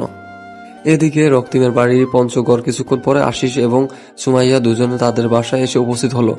তার সব থেকে বড় অবাক হলো আশিস যে রক্তিম তাকে এখানে আসতে বললে আর সে রক্তিম এখানে আগে পৌঁছে গিয়েছে। ব্যাপার কি? আশিস অবাক হয়ে রক্তিমের দিকে তাকিয়ে আছে। আর রক্তিম একটু সাহস করে সামনে এসে দাঁড়িয়ে পড়লো। কি হলো? তুমি বাসায় আসলে কিভাবে এত তাড়াতাড়ি? আমি কি জানি আপনার বান্ধবীর কি হলো? আমাকে বললো যে আমি ইচ্ছা করলে বাসায় যেতে পারবো। আর আমি এক ছুটে ওখান থেকে বেরিয়ে এসেছি, সোজা এসে গাড়িতে করে বাসায় চলে আসলাম। নিতুকে আপনি কিছু জিজ্ঞেস করেননি যে কেন এরকমটা করতেছে আপনার সাথে, আর আপনাকে কেন বাসায় আসতে দিল? জিজ্ঞেস করেছিলাম তো উনি বলল যে আমার যা খুশি তাই করতে পারবো, উনি কোনো এখানে হস্তক্ষেপ করবেন না। তাই আমি আমার বাবা মার কাছে চলে আসলাম। আর আপনি যে মেয়েটাকে বিয়ে করলেন তার কি হবে? তাকে একদম ছেড়ে চলে আসলেন আপনি? এটাকে কি কেউ বিয়ে বলে? বলেন তো। আর এভাবে বিয়ে করলে কি বিয়ে হয়ে যায়? আপনার কথা ঠিক আছে, বাট মেয়েটা কেন আপনাকে বাসায় আসতে দিল? আর কেন সবকিছু ঠিকঠাক করলো? নাকি তাকে একবারও জিজ্ঞেস করেছেন এটা আপনার সাথে আসবে নাকি না? কি যে বলেন না, মিতু এত বড় লোকের মেয়ে আসবে আমার এই ভাঙা বাড়িতে? আপনি তো দেখতেই পাচ্ছেন। আপনার যেহেতু বিয়ে করা বউ আসতেও পারতো, তাই না? আর যেমন করে হোক আপনাদের তো বিয়ে হয়ে গিয়েছে, আপনারা তো এখন বৈধভাবে স্বামী স্ত্রী। কি যে বলেন না আপু, আপনার মাথা ঠিক নেই। আচ্ছা আপু, আপনারা বসেন, নাস্তা করেন, আজকে থাকবেন আর গ্রামটা ঘোরাঘুরি করে কালকে চলে যাবেন শহরে। না ভাইয়া, আজকে আমরা তাহলে ফেরত যাব, আমাদের এক্সাম আছে তো। আর তোমার কথাটা রাখার জন্য আমি এসেছিলাম, আর তুমি এসেই পড়েছো, তাহলে থাকো, আমরা চলে যাচ্ছি। কি যে বলেন না ভাইয়া, আপনারা আজকে যেতে পারবেন না। আজকে আমার এই গরিবের ভাঙা বাড়িতে আপনাদের থাকতে হবে, আর কালকে গ্রামটা ঘুরে দেখে বিকেলে চলে যাবেন। আজকে থাকতে পারতেছি না ভাইয়া, আমরা আজকে আমাদেরকে চলে যেতেই হবে। আমরা তো তোমার বাসা দেখলাম, যে কোনো একদিন হুট করে চলে আসবো, আর সেদিন এসে তোমার গ্রামটা পুরোটা ঘুরে দেখবো। 2 দিন থাকবো। আচ্ছা একটু ভেবে দেখেন আজকে কি থাকা যায় কিনা। থাকলে আমার অনেক ভালো লাগতো, আপনাদের সাথে অনেক আড্ডা দিতাম।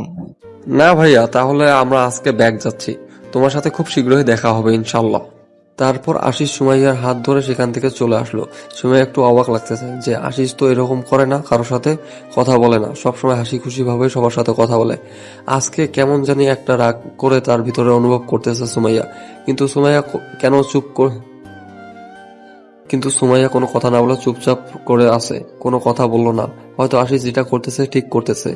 তারপর তারা যখন সেখান থেকে বেরিয়ে আসার সময় আশিসকে কোনো কিছু বলার সাহস আছে নাকি, কারণ আশিসের দিকে তাকিয়ে বোঝা যাচ্ছে যে আশিস এর অনেক রাগ আছে। সুমাইয়া চুপ করে রইল, আর আশিস একদম চুপ করে আছে, কোনো কথা বলতেছে না, গম্ভীর হয়ে বসে আছে। আমরা কিন্তু আজকে ওখানে থেকে যেতে পারতাম, বুঝছো? গ্রামটা কিন্তু অনেক সুন্দর, দেখতে পাচ্ছিস না রাস্তাগুলো কত সুন্দর আর চারপাশে সবুজে ভরা। আমরা এখন মিতুর বাসায় যাব, আরো কি হয়েছে না হয়েছে সেটা শুনবো, তারপর বাকি কথা হবে। ওর এখন কোন ভূতে ধরেছে নাকি আর কি করতেছে নিজেই তো বুঝতে পারছি না আমি।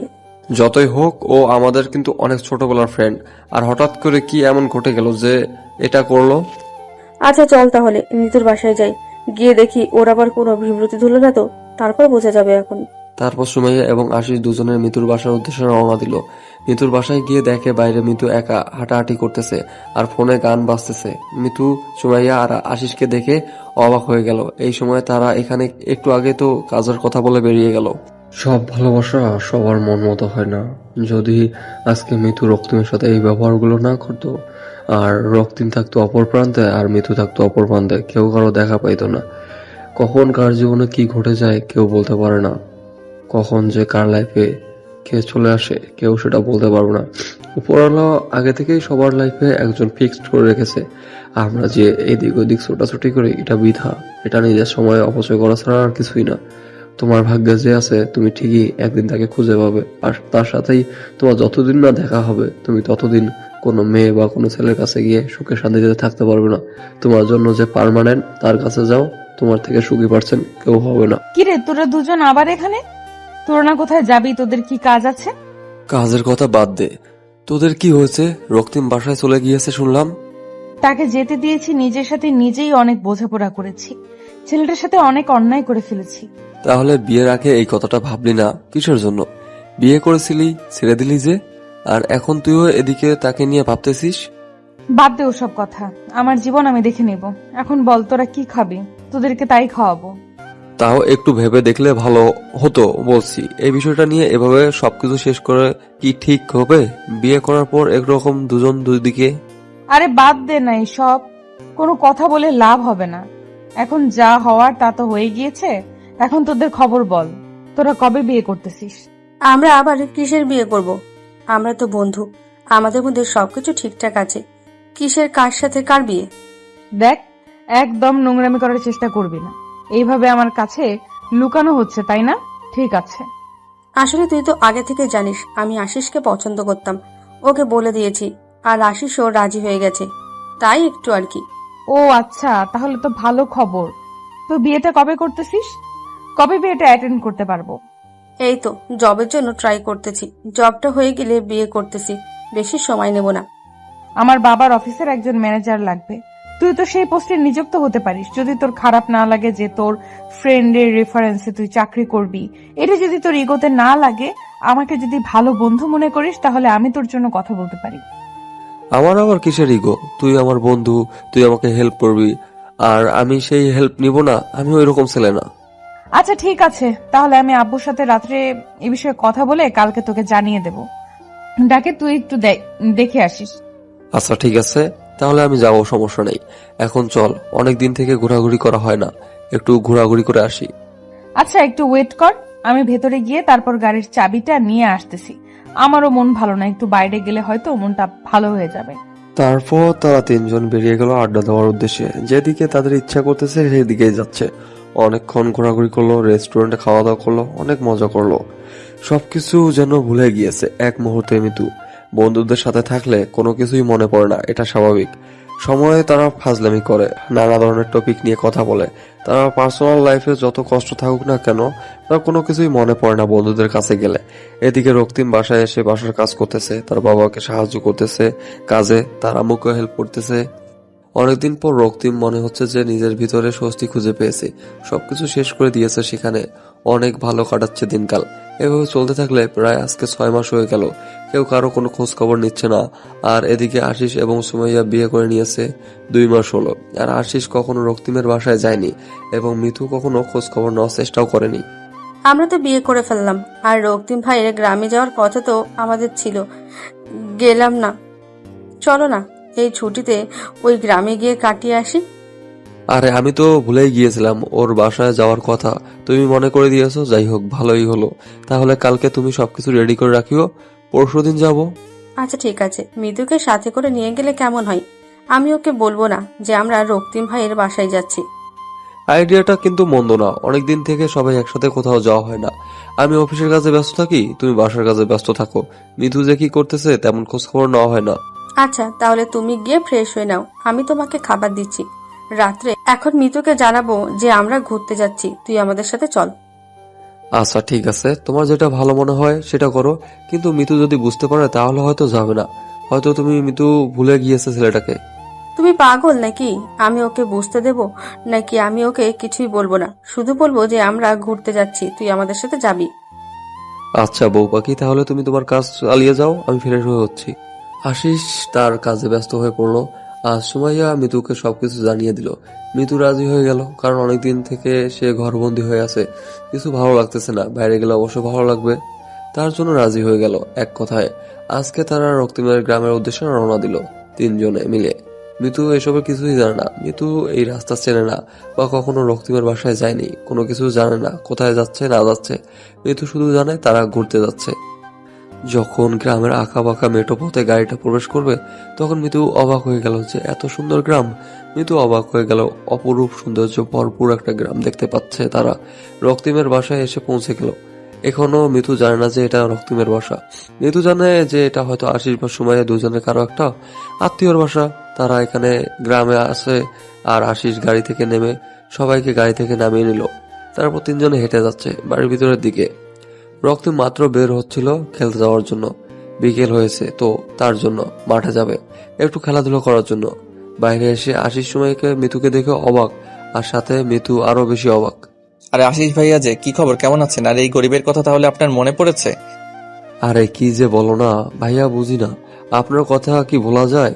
আমরা ঠিক আপনাকে মনে রেখেছি, কিন্তু আপনি আমাদের একদম ভুলে গিয়েছেন। কি যে বলেন না ভাইয়া, বাসা আসার পর থেকে তো অনেকদিন চাপে ছিলাম, আর কি কাজের চাপ, তারপর সবকিছু মিলিয়ে একটু নিজেকে ব্যস্ত রেখেছিলাম। ভাইয়া 6টা মাস হয়ে যাচ্ছে বুঝছেন, এই 6 মাসে আপনি একবার হলেও আমাদের কাছে যেতে পারতেন বা দেখাশোনা করতে পারতেন, বা একবার হলেও ফোন করেও কথা বলতে পারতেন, তাই না? আসলে ভাইয়া আমার ফোনটা আমি রাস্তায় হারিয়ে ফেলেছিলাম, যার জন্য আমি কারোর সাথে কোনো যোগাযোগ করতে পারিনি, আর আমার সিম কার্ডটা তো ছিলই না ফোনে। আমাদেরকে ভিতরে নিয়ে যাবেন নাকি এখানে দাঁড়িয়ে দাঁড়িয়ে কথা বলবেন, তাড়িয়ে দিবেন, বুঝতেছি না। আমি দুঃখিত ভাইয়া, বুঝতে পারিনি। আপনাদের দেখে এতটাই অবাক হয়ে গিয়েছি যে ভুলে গেছি। ভিতরে আছেন ভাইয়া, ভিতরে আসেন সবাই। তুমি এখন তো বলবাই, আমরা বলার পর তুমি তো বলবাই, বুঝতে পারতেছি তো, খোঁজ খবর নাও না। আর এখন বাসে এসেছি, তাও মনে হচ্ছে তোমার বিরক্তি কাটেনি। লজ্জা দিবেন না আপু, আমি আসলে অবাক এতটাই হয়েছিলাম যে ভুলে গিয়েছিলাম, কিছু বলতে পারতেছিলাম না। প্লিজ রাগ না করে এখন একটু ভিতরে আসেন, আমাকে ক্ষমা করে দিয়েন। রাগ থাকলে কখনো আসতাম না এখানে, বুঝেছেন? আমরা এখানে এসেছি কয়েকদিন থাকবো, আপনার কি কোনো সমস্যা হবে? আরে কিছু হবে না, আমার আবার কিছু সমস্যা হবে? আপনারা চাইলে এখানে সারা জীবন থাকতে পারেন, আমার কোনো সমস্যাই হবে না। হইছে, অনেক বক বক করলেন, এখন চলেন ভিতরে, আর তারপর দেখি কি হয়। তারপর সবাই ভিতরে প্রবেশ করলো, আর মিতুর মুখ থেকে এখনো কোনো শব্দ বের হয়নি। কি বলবে না বলবে বুঝতে পারতেছে না, কেমন জানি তার ভিতরে অন্যরকম একটা ভালো লাগা কাজ করতেছে। সবাই ভিতরে গেল, মিতু সুমাইয়া আশিস একটা রুমে গিয়ে বসলো। তারপর একে একে সবাই ফ্রেশ হয়ে এসে আড্ডা দেওয়ার জন্য প্রস্তুত নিল। এই সময় রক্তিম বাইরে গেল, সবাইকে বলে গেল যে 30 মিনিটের মধ্যে ফিরে আসবে। আসার পর সবাই গ্রাম দেখতে বেরিয়ে পড়বে, আর এই সময়টা যেন তারা রেস্ট করে একটু। তোরা আমাকে এই জায়গায় নিয়ে আসলি কিসের জন্য? আর তোরা যে আমাকে এখানে নিয়ে আসবি আগে বললি না কিসের জন্য? আগে বললে কি তুমি আমাদের সাথে এখানে আসতে? জীবনে আসতে না, তার জন্যই বলিনি। তোদের বলা উচিত ছিল, বুঝছিস? এখন আমি এখানে থাকবো না, এখান থেকে চলে যাব। আমাকে এখানে নিয়ে এসেছিস কিসের জন্য? আরে রাগ করতেছিস কেন? বুঝতে পারতেছি না। আমরা 2-1 দিন ঘুরে তারপরে চলে যাব। তুই না বললে সাথে কথা মনে করবে যে তুই চিনিস না। তোরা ভালো করে জেনে শুনে আমাকে এখানে নিয়ে আসছিস, আমি সেটা খুব ভালোভাবে বুঝতে পারতেছি। আমি এখানে থাকবো না, সকালে উঠে চলে যাব। আচ্ছা ঠিক আছে, তাহলে তোকে আমরা গিয়ে গাড়িতে তুলে দিয়ে আসবো, সমস্যা নেই। তুই যদি এখানে থাকতে না চাস তাহলে তো আমরা জোর করতে পারি না, স্বাধীনতা বলতে কিছু আছে। দেখ আসিস, তুই কেন এটা করতে গেলি? এখানে না এসে যদি অন্য কোথাও যেতে পারতে খুব ভালো হতো। আমি ভাবলাম তোদের সাথে আড্ডা দিয়ে মোর মেজাজ ফুরফুরা হবে, কিন্তু তোরা। আচ্ছা, আমার ভুল হয়েছে। আমাকে কালকে বিকেলে এখান থেকে রওনা দেব, অন্য কোথাও গিয়ে আড্ডা দেব, বুঝছিস? তাও এখন একটু চুপ থাক, মন মেজাজ ঠিক না আমার। কালকে এখান থেকে চলে যাব। আচ্ছা ঠিক আছে, আমি একটু ঘুমাবো, আমার খুব ঘুম পাচ্ছে। আমি এখানে ঘুমালাম, তোরা যখন ঘুরতে যাবি আমাকে একটু ডেকে নিস। আচ্ছা, সমস্যা নেই, তুমি ঘুমিয়ে পড়ো। আমরা যাওয়ার সময় তোমাকে ডেকে নিয়ে তারপর বেরিয়ে পড়বো। এই গ্রামটা অনেক সুন্দর, অনেকের কাছ থেকে শুনেছি, বুঝছিস? একটু হলেও বুঝতে পেরেছিলাম যখন গ্রামটাতে প্রবেশ করেছিলাম। আসলে মনে হয় অনেক মনোমুগ্ধকর গ্রাম হবে। দেখা যাক, ঘুরে করে তারপর রিভিউ দিব। এখন ঘুমাই। কথাটা বলে মিতু বিছানার উপর শুয়ে পড়লো। আর এদিকে আশিস এবং সুমাইয়া একটু বাইরে আসলো রুম থেকে। বাইরে এসে তারা দুজন একে অন্যের দিকে তাকাচ্ছে। মিতু ফেঁসে দিয়েছে। তারা মিতুর ভাবভঙ্গি ভালোভাবে বুঝতে পেরেছিল। মিতু চেয়েছিল যেন আশিস এবং সুমাইয়া তাকে কত আকতি মিনতি করে থাকার জন্য, কিন্তু তারা দুজন যখন বলল মিতু যেটা চায় সেটাই হবে, তখন মিতুর অবস্থা দেখার মতো ছিল। মিতু তো আর কোনো কথা বাড়াতে পারতেছিল না, ঘুমের বাহানা করে বিছানায় গিয়ে শুয়ে পড়ল। আশিস এবং সুমাইয়া আদরের নতুন বিবাহিত দম্পতি, তাদের তো একটু মাঝে একটু রোমান্স কিছু হবে, এটাই স্বাভাবিক। আশিস সুমাইয়ার পিছন থেকে সুন্দরভাবে জড়িয়ে ধরে আছে আর সামনের দিকে তাকিয়ে গ্রামের দৃশ্যগুলো দেখতেছে। আর এদিকে এই ফাঁকে আশিস দুষ্টুমি করে সুমাইয়ার গলায় তার ঠোঁট দুটো বসিয়ে দিচ্ছে। একটু আলতো করে সুমাইয়ার পেটে নিজের হাত দিয়ে স্লাইড করে দিচ্ছে। সুমাইয়া বারবার বাধা দেওয়ার সত্ত্বেও আশিস তার কাজ চালিয়ে যাচ্ছে। সুমাইয়া ভাবতেছে যদি কেউ হুট করে এসে পড়ে তখন কি হবে তাদের অবস্থা, কিন্তু আশিস তার কাজে মনোযোগ দিয়ে চালিয়ে যাচ্ছে। সুমাইয়ার অবস্থা অনেক ভালো লাগতেছে, অনুভূতিটা অন্যরকম, কিন্তু এই উপযুক্ত সময় এটা না। পরিবেশ নিজের মনের মানুষকে পেলে ভালোবাসার উপযুক্ত কোনো জায়গা লাগে না। ভালোবাসতে গেলে নির্দিষ্ট কোনো কিছু স্পেস লাগে না, যেখানে সেখানে তার প্রিয়তমাকে ভালোবাসা যায়। আশিস সেই প্রমাণ দিচ্ছে সুমাইয়াকে। আর এদিকে মিতু চোখ বদ্ধ করে শুয়ে আছে। তার চোখে কোনো ঘুম নেই, সে বাহানা করেছে। সে শুধু ভাবতেছে কখন রক্তিমের সাথে সে ফাঁকা স্পেস একা কথা বলতে পারবে, আর সেখানে সুমাইয়া এবং আশিস থাকবে না। মনের কথাগুলো কখন সে রক্তিমকে বলতে পারবে যে রক্তিমকে ছাড়া সে মোটেও ভালো নেই। তারপর থেকে আর এদিকে রক্তিম তাড়াতাড়ি ফিরে আসলো বাজার সদাই করে, কারণ বাসায় মেহমান এসেছে, ভালো মন্দ খাওয়াতে হবে। তার উপর তারা অনেক বড়লোক এবং বড়লোকের ছেলে মেয়ে। আর সব থেকে বড় কথা হচ্ছে তারা শহর থেকে গ্রামে এসেছে, এই প্রথম তার বাড়ির সাথে কয়েকদিন থাকবে। তো তাদের আতিথেয়তা ভালো করে করতে হবে। গ্রামের মানুষ আর যেটাই করুক বা না করুক, শহর থেকে কেউ আসলে তার আতিথেয়তা কমতেই রাখে না, এটাই প্রমাণ দিচ্ছে রক্তিম। আর এদিকে মিতু। কেমন আছেন আপনি? এই তো কোনো রকম বাসার কাজ করতেছি। পড়ালেখার খবর কি বাদ দিয়ে দিয়েছেন, নাকি এখন শুধু বাসায় কাজ করেন? হ্যাঁ, বাদ দিয়ে দিয়েছে। আব্বু আম্মু আর শহরে যাইতে দেয়নি, ভয় পাই যদি তাদের ছেলে আবার নিখোঁজ হয়ে যায়। বাবা মার কথা শুনে কি নিজের লাইফটা শেষ করে দিলেন নাকি? কোনো বাবা মা চায় না তার ছেলের জীবনটা নষ্ট হয়ে যাক। আমার বাবা মা বুঝে নিয়েছে যে আমার জন্য হয়তো বেটার হবে, সেটাই মেনে নিয়েছি। এতটা ভালোবাসেন আপনি আপনার বাবা মাকে? যাদের জন্য আমি এই পৃথিবীতে আসতে পেরেছি তাদেরকে ভালোবাসবো না তো কাকে ভালোবাসবো বলেন? যারা না হলে আমি এই পৃথিবীর মুখ দেখতাম না। অন্য সবাই তো এতটা বাবা মাকে ভালোবাসে না। এখন দেখেন, আমি আমার বাবাকে ততটা ভালোবাসি, বাট আপনার বাবা মার মাঝে এমন স্পেশাল জিনিস আছে যার জন্য আপনি আপনার বাবা মাকে এতটা ভালোবাসেন। বাবা মার ভালোবাসার মাঝে স্পেশাল কোনো কিছু খুঁজতে নেই। বাবা মার প্রতিটা মায়ের আঘাতে ভালোবাসা লুকায়িত থাকে, কিন্তু সবার কাছে সেই ভালোবাসার মূল্য হয়তো আমার মতো হয় না।